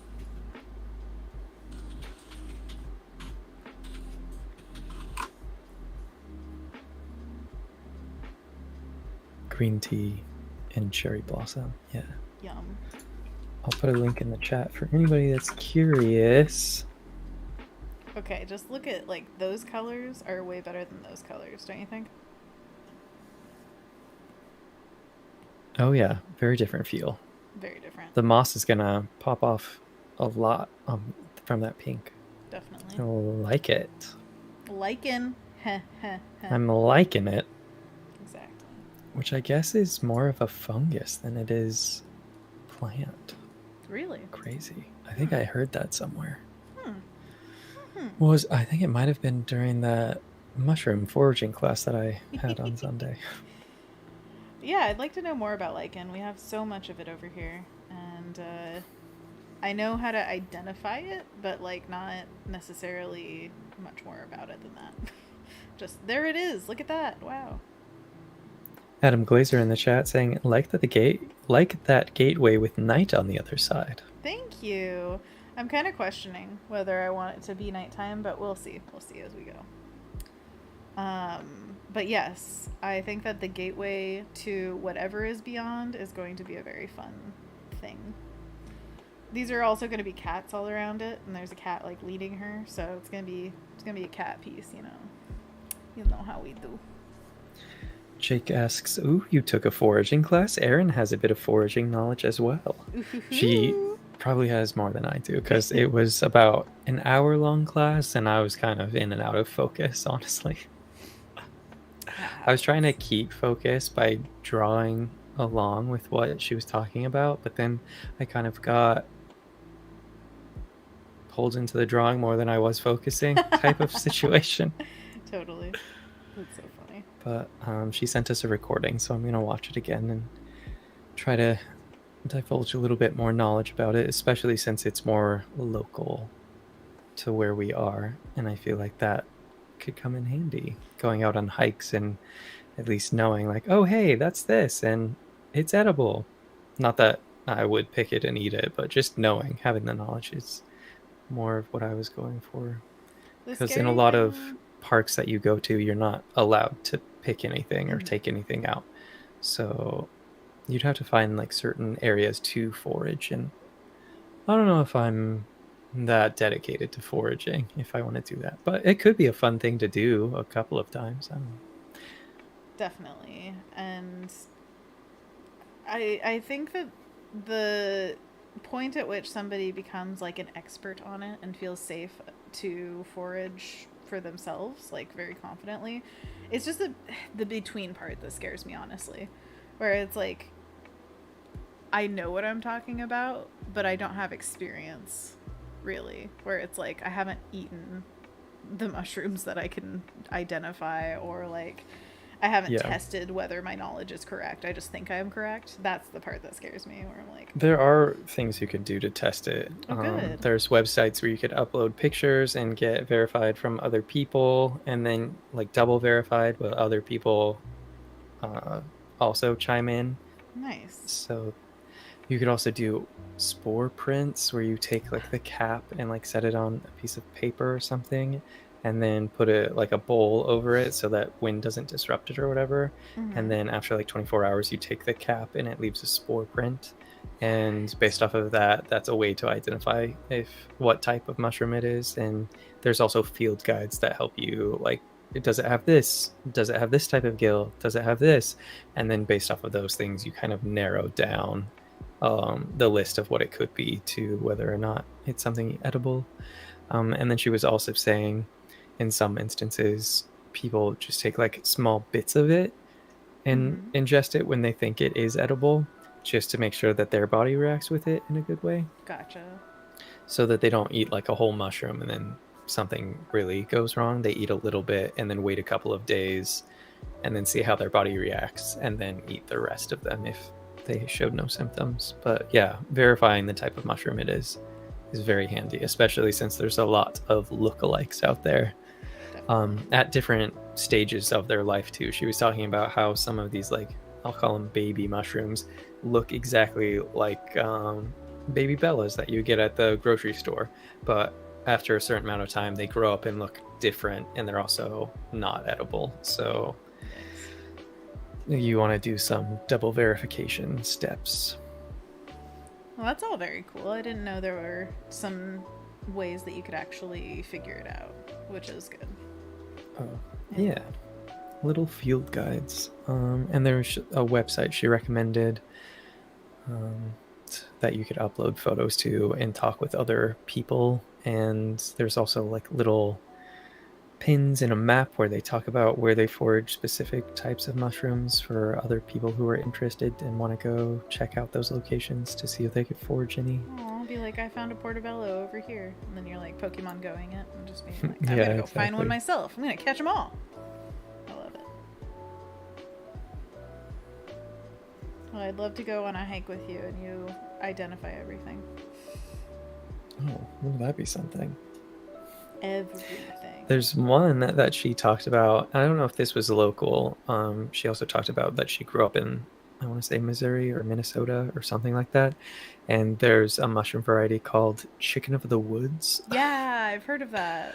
It looks bonkers. It's so bright orange and yellow and white type of thing. Yeah, look it up. I know turkey tail, but she didn't talk about that one at all. And I've seen that one around on some of the hikes I've been on. And I believe it's edible because they make like powders and things out of it. Whoa. But I don't know if it's like a tasty edible thing. Yeah. Look at these chicken of the woods. Hot dang. I know. They're so cool. Mushrooms are bonkers. Love them. Ooh, Jake battered says, fried. we have friends who are permaculturists who teach foraging classes where I live. Oh, that's awesome. Sounds cool. Dang. It's the perfect setup to really get into foraging. Yeah, really. I have a couple of friends who go foraging, but I haven't really asked them about advice on doing it. I think they're pretty good at it, though. They've got gear. They've got gear about it. Kendall says, Anna, this is beautiful. Oh, I left you. when you were still in the sketching stage, so loving all the progress. Thank you. Now it's black and white. Yeah, we've been working on it slowly but surely, and I just added this new color layer that I think made it much more... Well, it's much more light feeling now, which we're going for more mysterious, but I like it a lot more, so we're going to I do too. Oh yeah, it's super different. I like it more. It's that pink and green. Well, more of like a mauve. Yeah, it's mauve on the dark side, but... Darth Mauve. Exactly. Just looking for more reference for generally what I'm going for. Ibrahim has to head out. See you later. See you, Bye. Ibrahim. Thank you so much for being here, and I hope that you are having a good day. Dark Hour says, and I love these colors. So whimsical and spooky. Whimsical and spooky, all together. That's my aesthetic for Halloween. Whimsical and spooky. It's like the cute ghosts and scarecrows. Not all the scary, bloody, gory grossness. Agreed. Not my jam. I like it when they've got cute vibes. I agree. I think whimsical and mysterious kind of things rather than scary, and I guess mystery can go a lot of different ways because you can have scary mystery and you can have cute mystery, but I just like, whimsy, I guess, more than mystery even. Oh yeah, I'm right there with you. Mystery is fun though. It's all fun. Oh my gosh, I'm on the paint bucket. There we go. Okay. I'm at that difficult, like, middle stage of the painting where I'm like, I know where I want it to go, but getting there is hard.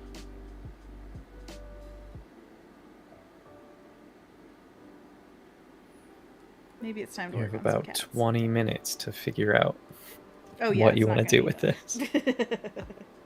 Oh, not that it would be. I was meaning to ask, how's the dragon animation going? Oh, I Have you haven't touched it since? yet. No.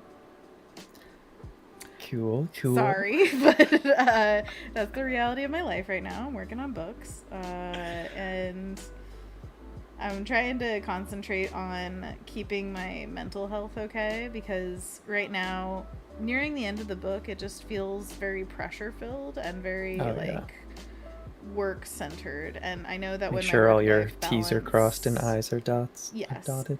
Yeah. Dots and dots and dots. Dots and dots and Whenever dots. I feel like my work-life balance goes even a little bit out the window, it affects my life hugely. That's a cat face. I love it. It reminds me of Umbreon, the Pokemon. Duh. That's what I was going for. This is Umbreon. Doesn't got a bloody Umbreon have a nose. little moon or something? I don't know. That just looks No, like a it's all curly hair. just gold circles kind of That's stuff. what it is. Jake says, I believe in you, Anna. You're doing great, Anna. Thank you. Anna, you were doing such a good job, Dark Hour says. Aw, thank you. I hope that it really pays off in this book, all the work that I'm putting into it. But yeah, it's one of those times where I feel like I'm not being as productive as I know I am being. Like, it's a lot of work to put into a book. There's a lot that goes into it. You know what something weird was this morning? I have so many things that I need to do, and I have like a to-do list that's like 7 feet long, and it just feels kind of overwhelming sometimes. And yet, I still find room for tangents. So this morning I was Googling because Ryan messaged me like, "Hey, find some female artists to talk about on the stream."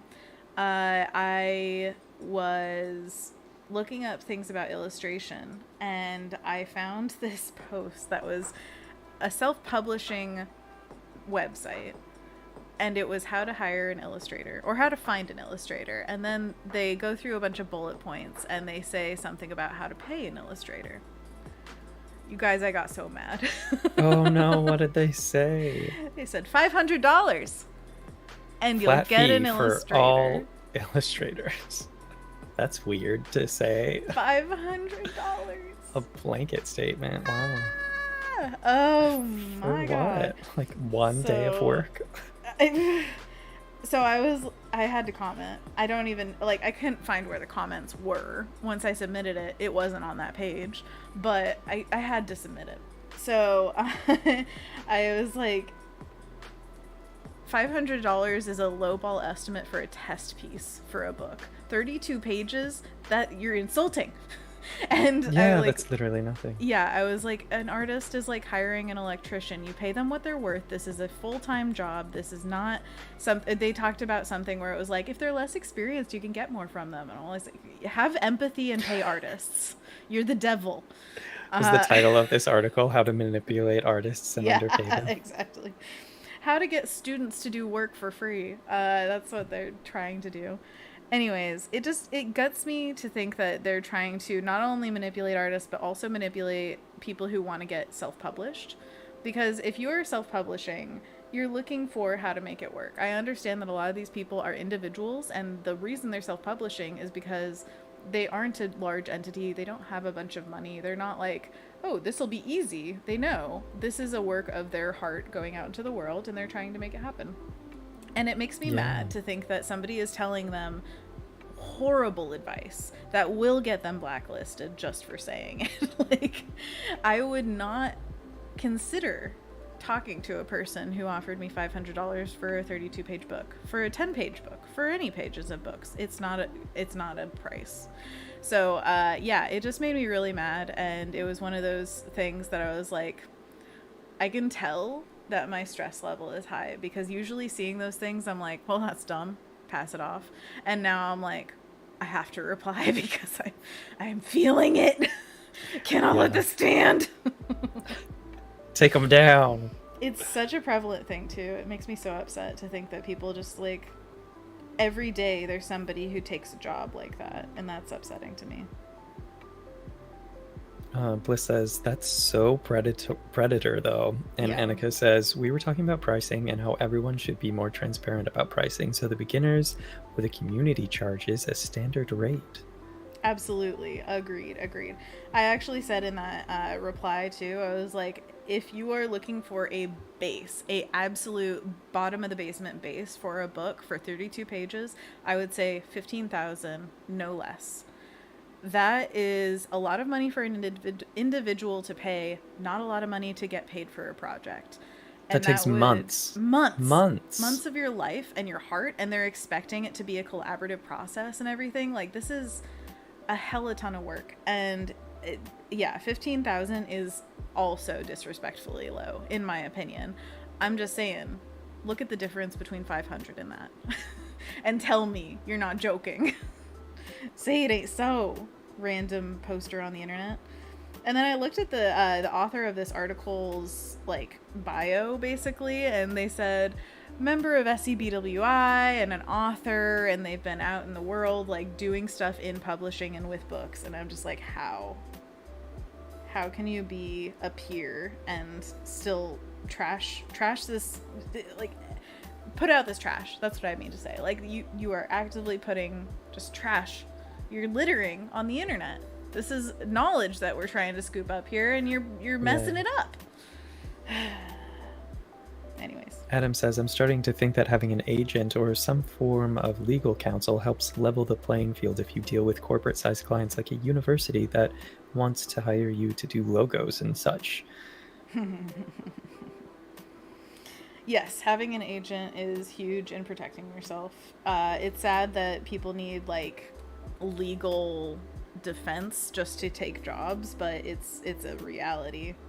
And I mean, Anthony, with your job, you also have experienced that, like having to have kill clauses and like basically just knowing even a little bit about what you're getting into and how a contract is just an agreement between two parties of what to expect.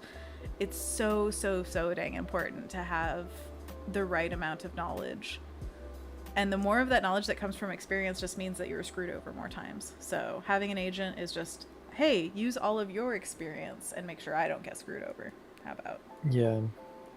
I wrote my own contract just doing some reading online and a book that I have that laid out a contract and some things that they have on there. And I just put it into layman's terms. It's not very legalese, but it's still a contract that both of us sign, and that would be an actual document to reference if things did go south. Some studios that I work with have their own contracts that are a lot more like section 1.2, and it's like this whole PDF thing, and I've made sure to read through it and sign it if I agree with everything, but also let them know about my terms and conditions, and that would supersede anything that they have in their contract. But I would go along with anything that they had in their contract as long as it also played nicely with my contract. And then there have been jobs where I like crossed some things out of my contract that I could forego on a particular job. Mm-hmm. So there's leeway there. It's not all or nothing. You could still negotiate and come to a compromise that works for both parties. Yeah. It's not a thing where you have to be like, oh, I guess they offered this, so I have to take this. Like, it's expected to negotiate. Yeah. And I'd also say, for transparency, it doesn't help anyone except for the boss or employer or whoever's like in charge.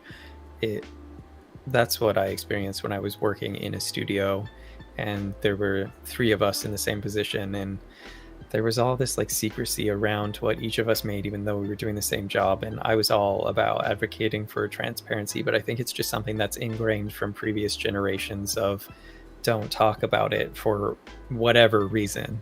But it literally doesn't help anyone except for the people at the top who are getting to benefit from the same people, or the people doing the same job but making different amounts, because their goal is to make as much money as they can. And if you're making less than the other person that's doing the same job and they won't tell you how much they're making and you're making less, then it's only benefiting the people at the top, nobody else. Absolutely.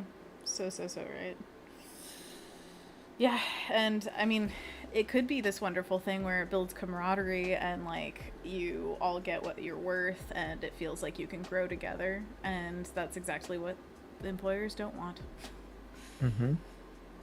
Because they want all that money for themselves. Yeah, and we haven't talked about it as much in like the streams as we did on this one of the podcasts, but the Lily Williams article that you were talking about earlier, it was all about raising your rates, because a lot of the things that we're talking about, like what you just said, was based around the idea that multiple people work in an office, and that is something that isn't true of us now. Like, we're both freelancing, and so when we're both freelancing, we have to be our bosses and raise our rates. We have to be the ones who are like, okay, I deserve more now. So keeping track of that and understanding what context you are in for how to come up with that number, it is so hard, largely important. Anthony, thank you so much for posting a link to that article in the chat. You're welcome. It's a really great article, and also just something that should be talked about more. And super prevalent right now with inflation just going up astronomically, even compared to a year ago. Well, and workers on the whole being left out to dry for that. Like, people are losing their homes because of this, rather than a corporation taking a hit financially. Like, that's the world we're living in right now, is that everybody suffers so that one CEO makes another billion or whatever. It's gross. It's gross. Yeah. But again, we were talking about this before the stream. There are systems that are in place right now, and the way we have to think of it is, yes, we need it to change, but also this is just what we are struggling against. There's always going to be a struggle. And yes, it is absolutely gross, but that doesn't mean it can't change. It's just really hard to change. It is incredibly hard to change, and we get to definitely complain about it because it's bunk. But also, don't lose heart because of it. This is a system that's been in place whether you're aware of it or not. It's just that right now we're hyper aware of it, and it needs to change. It's horrible. Jake says BRB, but previously had said, I never know what to charge. I guess that's one of the perks of my salaried job. As long as you're getting a good salary, I guess.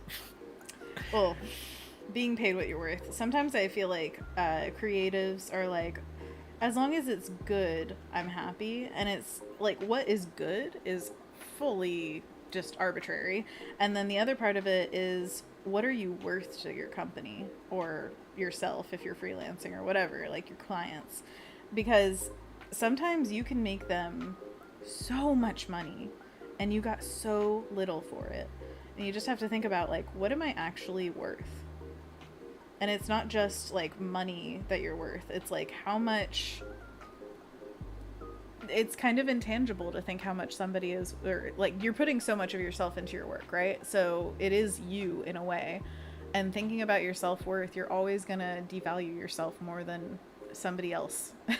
They can see something that they can sell about you or whatever. So if they can see it, you can see it. Try to think from the client's perspective and how much you're worth. Yeah. I guess it also plays into what sector you're working in, because advertising has a lot more money to go around than different other kind of sectors that you could be working in doing similar work.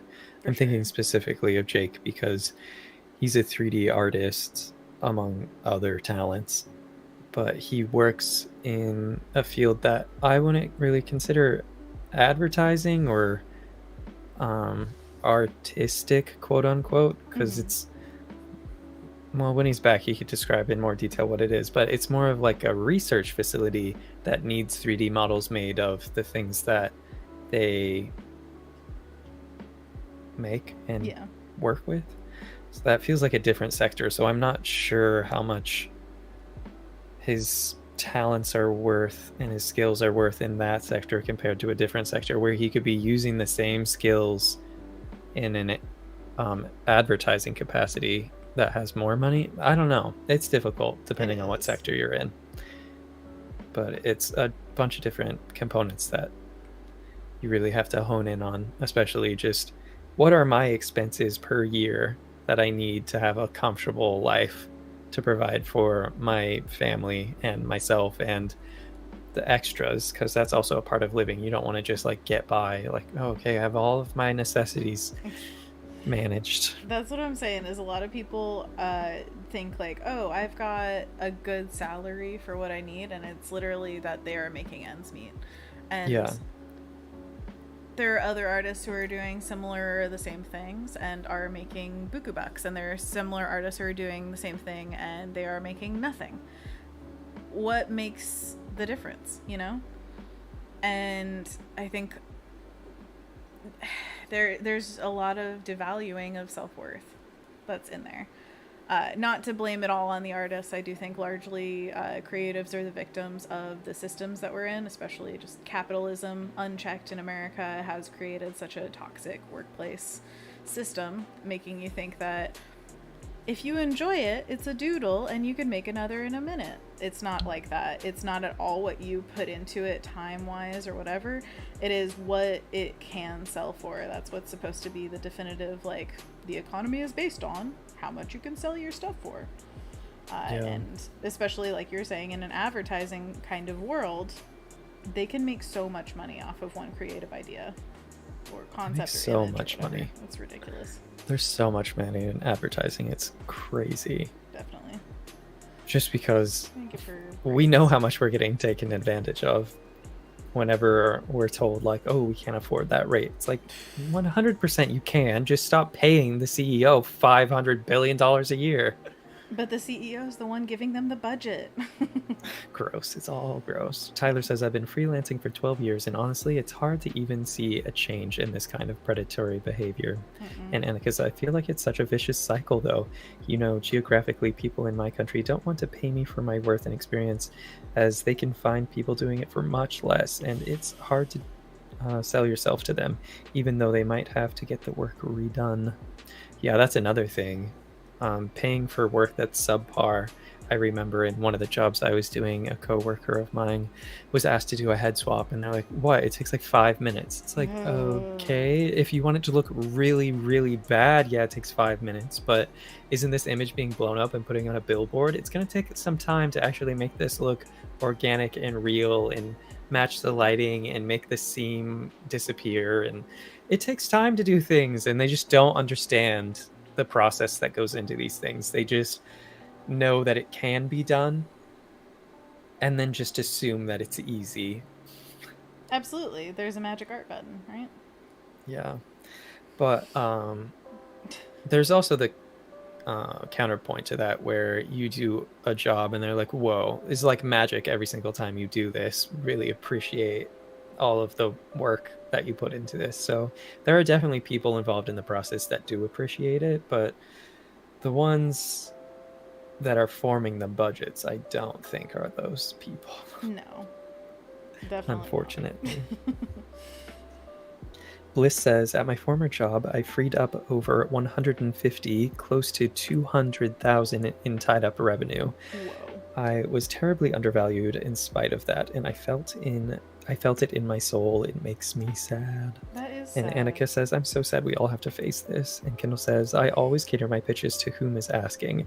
If it's a single person looking for some work, I change my scope for what can fit their usually smaller budgets. And Bliss says, Annika, I was talking to someone about that today. And Annika says to Kendall, I do that too, but how much can you alter it, you know? And Kendall says, it definitely depends a lot.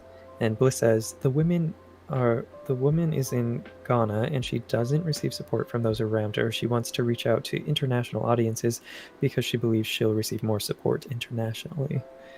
Oh, that is interesting. Definitely. Kendall says, I have a minimum to break even usually. And Adam says to Kendall, a minimum to break even. Yeah. that sucks. Adam says to Kendall, I usually ask clients questions on the project scope to get a feel for if they really know what they're doing or what they want. And Dark Hour says, I negotiated a raise recently, and the nerves leading up to that conversation were not to be trifled with. But the second after I pitched it, the response was, well, of course. I know. The self-sabotage we do to ourselves sometimes is like, do I even deserve to ask for this? I've been there. Just like the birds. Last month, I was told that I was undercharging, and the person I was working for was like, I'm going to pay you more than that. And I was like, okay, well, I've definitely taken that forward. And then I said that was my rate for the next project I did, and no questions asked. Okay. It was just an increased amount. And I made sure to talk to other people that I work with. Because you're good. You're so good. That's when I was letting someone know that they were definitely undercharging and they needed to up their rates because it was within a range of 90 to 100 an hour for the work we were doing. And they were charging, well, I was charging 80 an hour, I think. And then I got bumped up $10 to 90. And I was like, okay, well, that's good. And then somebody else was charging $100 an hour for the same project. And then somebody else was still at 80 and they were leading the project. And I was like, no, you need to up your rate. You need to up your rate. We were literally doing the same job and someone was getting paid $100 an hour and you were getting paid 80 doing the same exact thing. Which I guess that means I should bump up to 100, but I also have that terms and conditions that kind of comes into play where if I work overtime, it's time and a half. And if I work holidays or weekends, it's double time. So that 80 or that 90 now becomes 180 pretty quickly sometimes. And I just have to balance that with what they're comfortable with. You can balance it if they ask that. But if it's like no questions asked, why cut yourself at the knees? Well, just because you usually want to put out your terms and conditions before a project starts so everybody's on the same page, not going into it and then you get into the overtime and they're like, whoa, we had no idea that you were going to charge us this much. We can't pay that. So I just have to be upfront about like, this is what it's like. You could potentially be paying me $180 an hour. And I think that plays into the hourly rate for sure. Kind of. I feel like in a way you're giving them a little bit too much like so, wait, are you saying just charge $100 an hour and they could decide whether or not I need to work overtime or holiday work and just bite the bullet either way? Yeah. See, that's kind of what I was doing with $90 an hour. I didn't know that someone else was making $100 until the project had already started.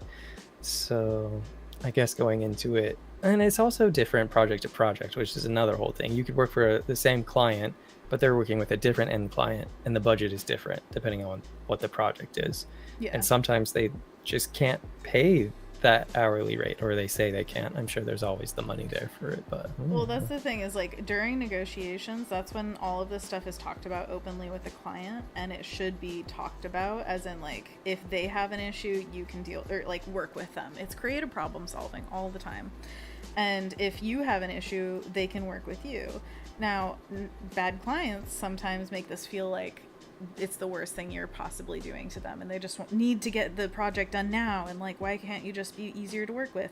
Those kind of clients, you gotta be skeptical of them and be like, okay, well, if you're trying to push me through this super important process, maybe this isn't like, this is a red flag right here and we should spend even more time on this part if I'm going to still work with you. But then the other part of it is if you are negotiating with them and you want to make ultra clear, like, hey, this is what overtime's going to be, just say that.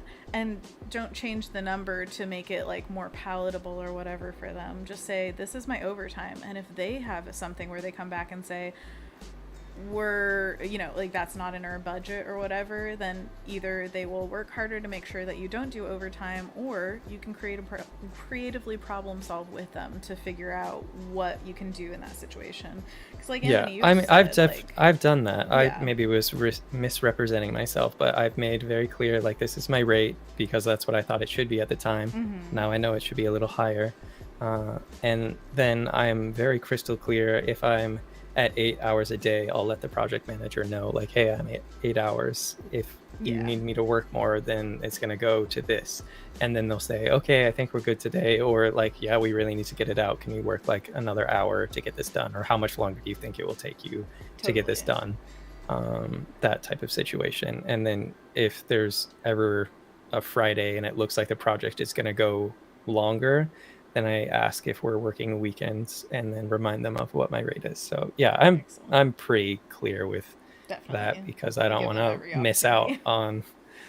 Well, I set up those things in my contract specifically because I didn't want to work overtime or weekends. I wanted to make it not appealing. But if they needed it done, I also wanted it to be appealing enough for me to be like, okay, well, $200 an hour for 2 days over the weekend is worth it. Yeah, definitely worth it. Which, yeah, I totally agree with you there. And thinking like that is super important to, like, I think a lot of people, when they're thinking of their own self-worth in these situations, do negate that, like, I don't want to work weekends, I don't want to do overtime kind of thinking. I think it's very smart of you to think, like, okay, I need to make a lot of money for it to be okay for me to throw my work-life balance out a little bit. And that's the kind of stuff that, like, not every industry allows for it, but every individual freelancer should think about it. They should consider, like, what am I willing to push my boundaries for? Because a lot of people push their boundaries for nothing. They're like, oh, well, I'll make it easier for you. I'll do a little crunch on my end so that you're a little bit more served. It's like, no, if you're doing crunch time, get paid for it. Get some kind of, like, creative freedom or less feedback sessions, like, whatever it is that, again, creative problem solving happens all the time. Whatever works for the individual project and people, but, like, think about it. Your needs are not negated just because you're willing to, you know, self-sabotage a little bit. Yeah. Saying these numbers out loud is definitely different than what was happening when I was working at a studio. Oh, yeah.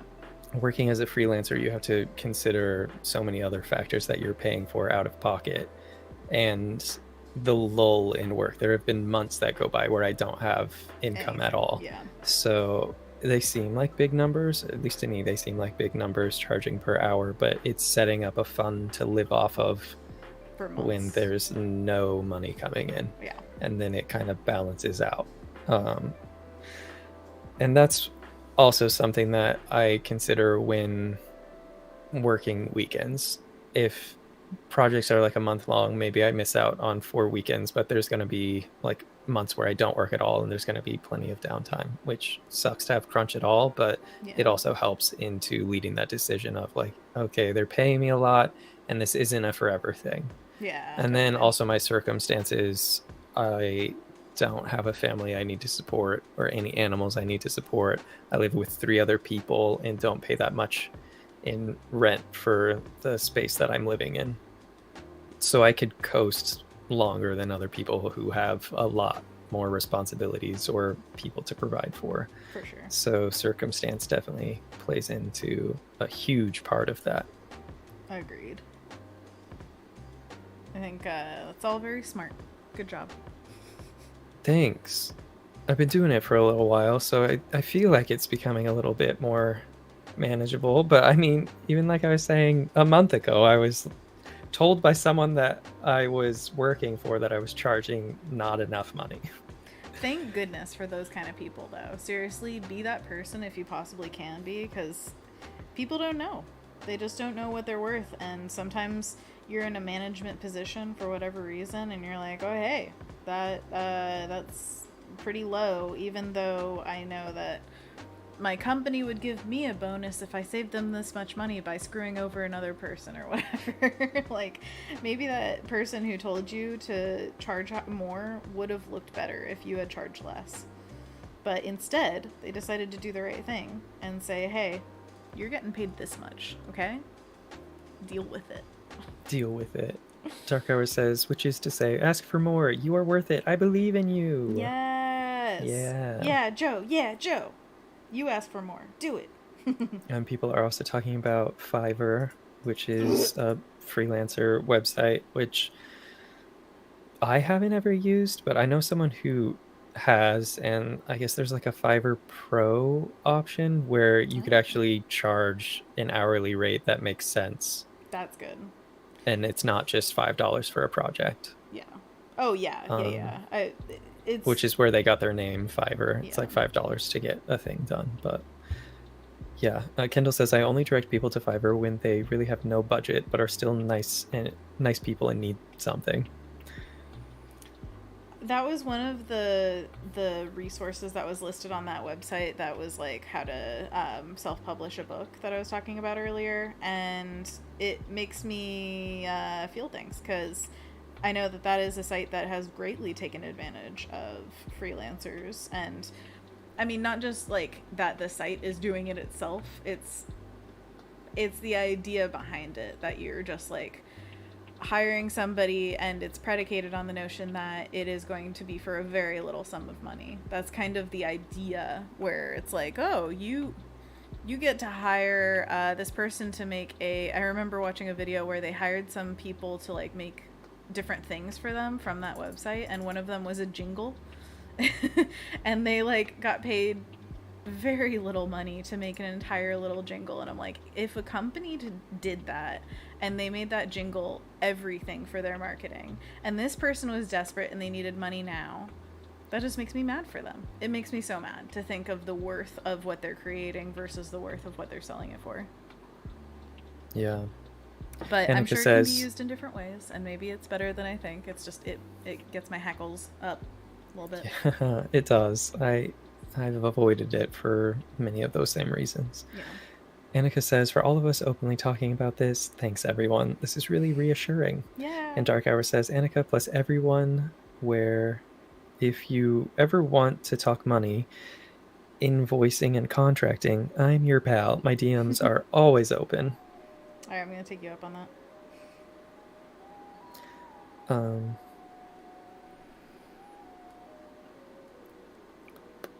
I also think it's really good to just talk to people whenever you're doing something like Kendall was talking about, where it's like you're going into a conversation about upping your pay or like, you know, charging more for a project, whatever it is, to talk to people and get yourself hyped.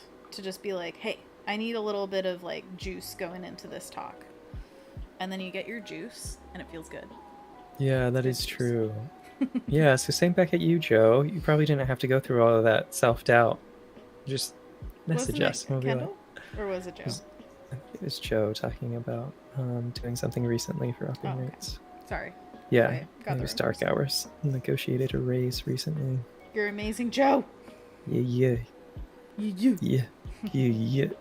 Jake is saying, what I'm getting from this is that I need to up my rate if I ever do freelance again. Yes. Yeah, and maybe your salary. I don't know. Try to break that down and see if it is appropriate for the type of work you do and the sector you work in. I don't know if you were here for that part, but we were using your work as an example of you have a skill set that could be applicable to many different avenues for the skills you have. And I just don't know what it is exactly you do, and if that pays less than what you could be getting in advertising. But then you also balance that with advertising is a lot of crunch. Is your job like a mental health benefit compared to what it would be in other avenues? So definitely something to keep track on. Definitely. And what was I gonna say?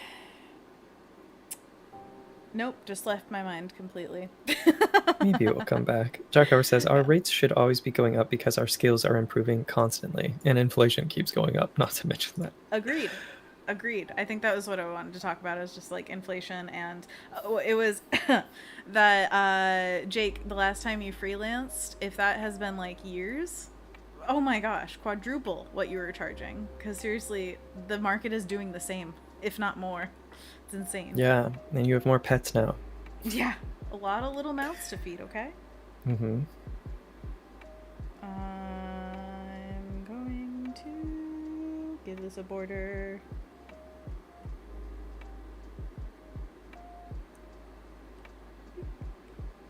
Adam says, I scale accordingly. If it's one person or if it's a one-person client, I'll scale down. But if it's a company or a group with a larger budget, I scale up. Unless the one person is a millionaire. That's a different story. Dark Hour says, also a tangent. People with friends they support should be considered equal to people with family they support in what acknowledgement and support they get.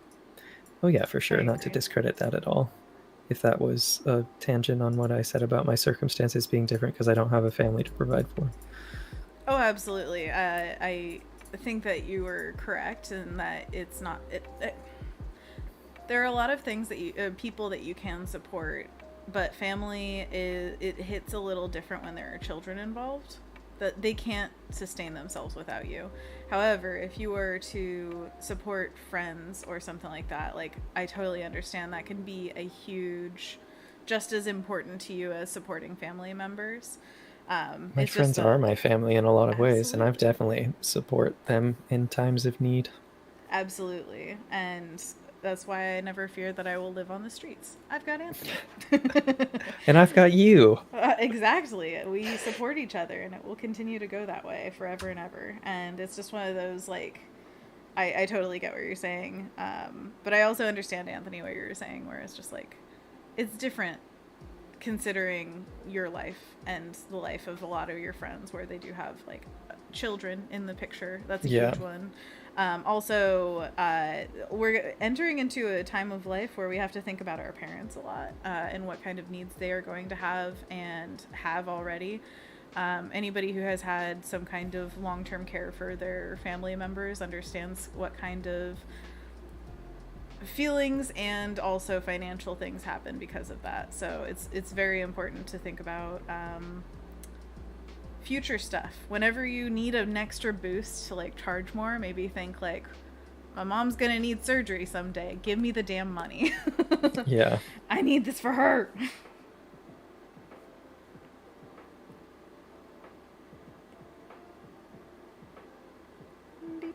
Okay, I'm gonna make this like a little organic edge.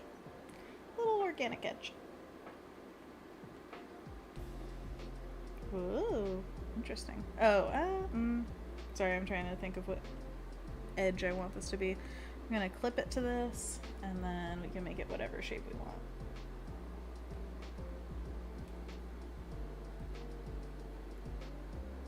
And this is a non-destructive way to create a border, so try to. Didn't you want to get or go bigger for the 5x7 postcard aspect ratio?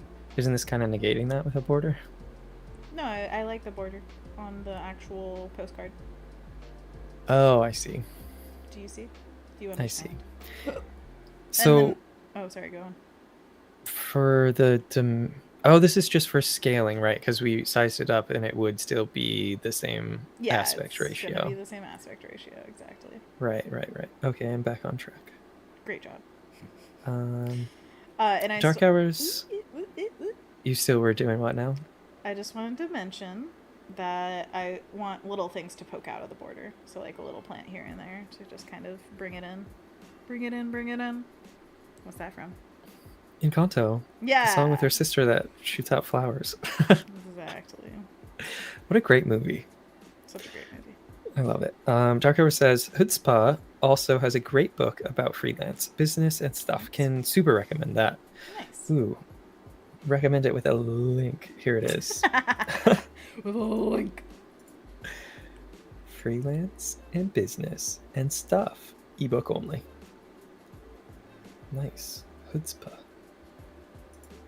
That's fun. I like that name. Jake says, stability is the main draw to my job, I think, but I guess I do need to reassess my salary as well. I've seen such a ridiculous range of salaries for people that do things similar to me. Yeah. Definitely just consider it and keep considering it and talk to your coworkers and things like that. Like, it's so worth it to have a conversation. Coworkers and other people in fields similar to yours. That What, like us? no, not Yeah. us. Hey man, I worked in games. Up those numbers. 3D artists, and especially artists with multiple different kinds of skill sets, are absolute gold in the industry. There is so much that you have that you can do that is just everything that a studio needs. And if one studio can pay it, that like would pay it for you, you can use that in your studio even if you don't want to leave, just to say, hey, they would be willing to say this or pay this. Huh. Yeah, it definitely gives them time to consider what value you bring to their company. And if you've got better avenues to explore, then maybe they could find somewhere in that budget where they can pay you more. Yeah. Especially if you want to stay. But I've also heard that if your company gives you a counter offer, you'd probably still just be better going to somewhere else that would pay more. Because they're only, depending if it's the stability and whatnot. But other companies are just like, oh yeah, that's the baseline and it's up from here. Whereas the company you're at is like, oh, okay, well, if this is what we have to pay you to keep you here, Yeah. that's a different feeling. That's true. Well, hopefully the company that you're at has appreciated you for years in a way that makes them feel like it's, we'll pay whatever Jake needs because we want him to stay here. We love having him, and he's worth it.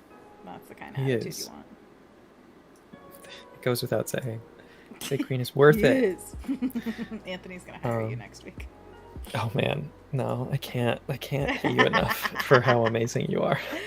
That's the thing, is like, I talk all this talk and I do sympathize with a lot of business owners, because I feel like not all of them are massive corporations, and I would love to hire people. I don't think I could pay them nearly what they're worth, and it feels bad to not feel like, I don't know, if you were to hire someone, you just give them a little, like, here's pennies, that's all I can give you. It's like, it feels bad.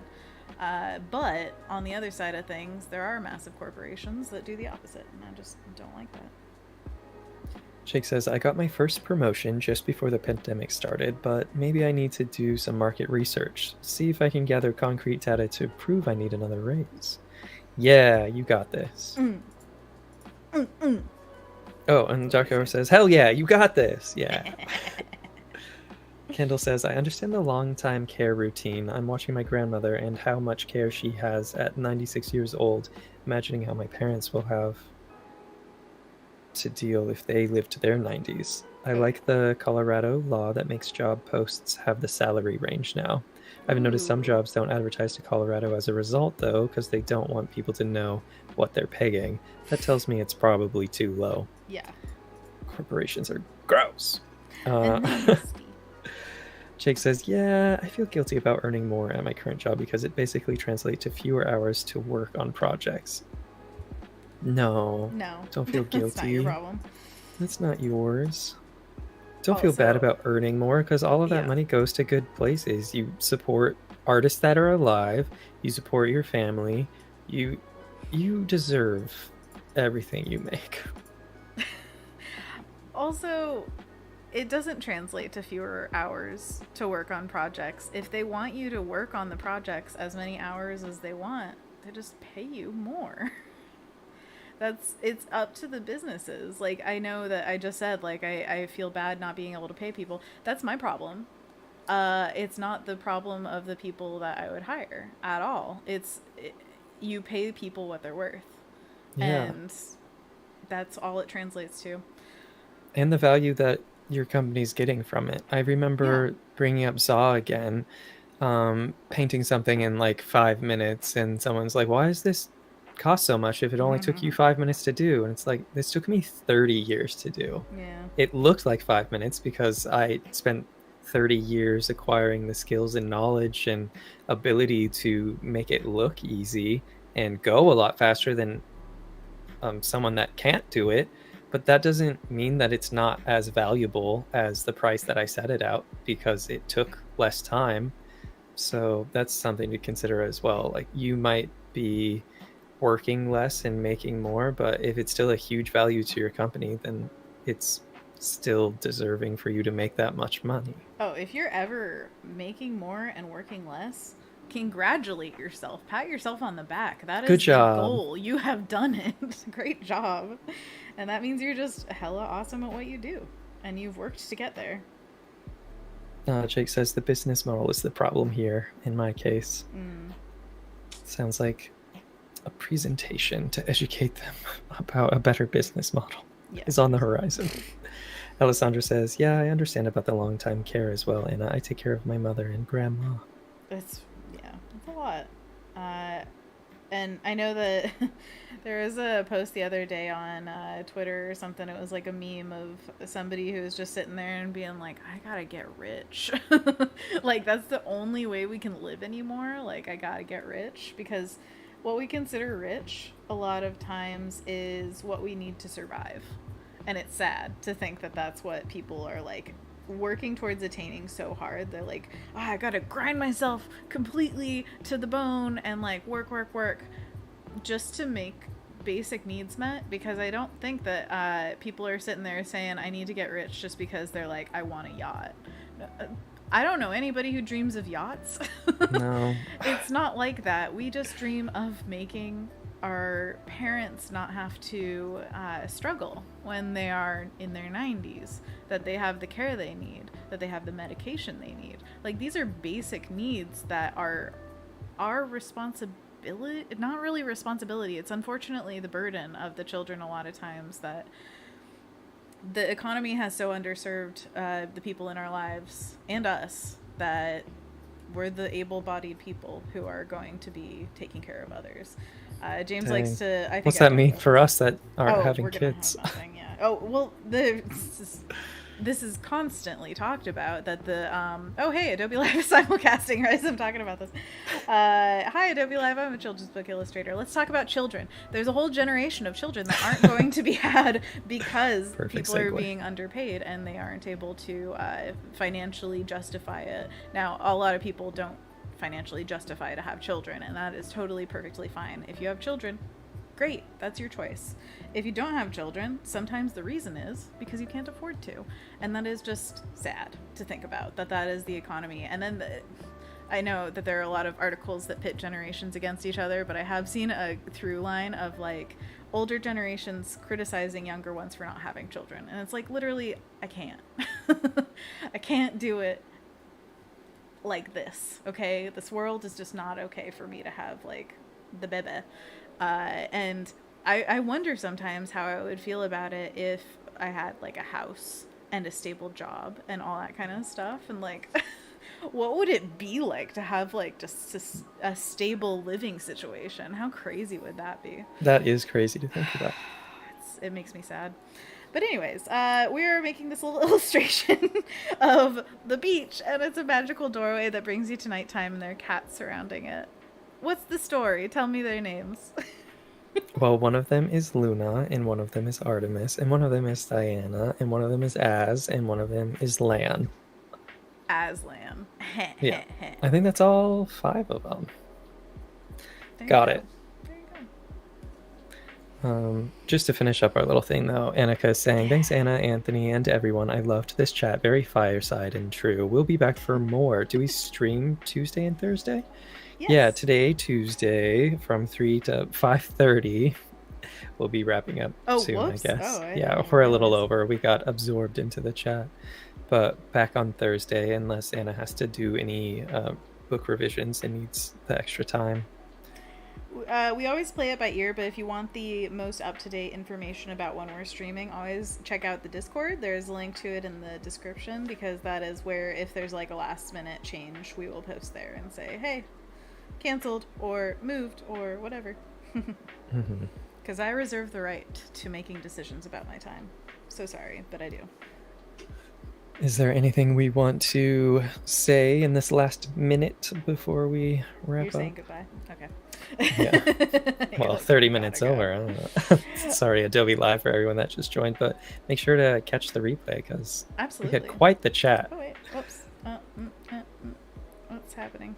Oh, it's the comments thing. I was like, what's happening? Is it opening Enjoy something? this beautiful Okay, cool. There we go. background. Yeah, this is a gorgeous background, actually. This is from Mar Mastery on Twitter. MarMastry on Twitter. Check out their work. It's beautiful. Anyway, sorry, I was freaking out because I have a lot of client work on Fresco right now, and so if I showed it on here, it would not be great. So, anyways, before we leave, thank you so much for just being here. Thank you to our mods for doing so much in the chat. I see the link wall that has just ended. Thank you, thank you, thank you. Perfect. Link wallpaper, at least. Yeah. I like it. Jake Green with his dad jokes and father paradoxes. Absolutely. Paradoxical fathers. Okay, so yes, we painted this piece today. I definitely want to continue painting on it. It's really cute. I want to reassess some things about it and come back with a fresh take. I think that's one of the best things about the stream is if I take Wednesday away from a piece and come back on Thursday, sometimes it's like, oh, new. And until next time, I want you to wash your hands, wear a mask, be kind to yourself and to others, get vaccinated, get boosted, remember that you're loved, and just try to do what you can for those marginalized in your group and fight capitalism with every little beat of your heart. Yeah, burn it down. Well, let's look for better systems in every way that we possibly can and do our best to help each other live through the systems that we are in right now. We will see you on Thursday. Thanks for coming to our little paint and chat. Yeah. Hope you're indoctrinated. All right, bye. No, I love you all. Have a great night. Yeah, bye-bye. Bye. After party, baby. Whoop whoop. You just right into it, huh? Yeah, that's what I do. I also want to mention that there are other streamers that are going to be part of this after we are done. So right after we stop talking, we're going to end this and then we're going to switch over to a new person. So make sure to give them all the support, like their video, all that jazz. I wonder who it will be. Ooh, who will it be? Maybe Is Wade someone still going? new. Huh? Maybe Wade. Possibly. And Kendall says join the Discord for the after party. That's the after party? Come on. The after party on and Discord. the before party? Oh, Wade's stream's over. Aw, Maybe it will be darn. someone new then. Well, then watch the replay of Wade's stream. And Ryan's stream. Oh, Dan Dan. Flores is streaming. Excellent. So Dan get Flores, ready let's for go. that. Adobe Live. Yeah, that's right. See you guys on Thursday. We will see you very soon. See you later.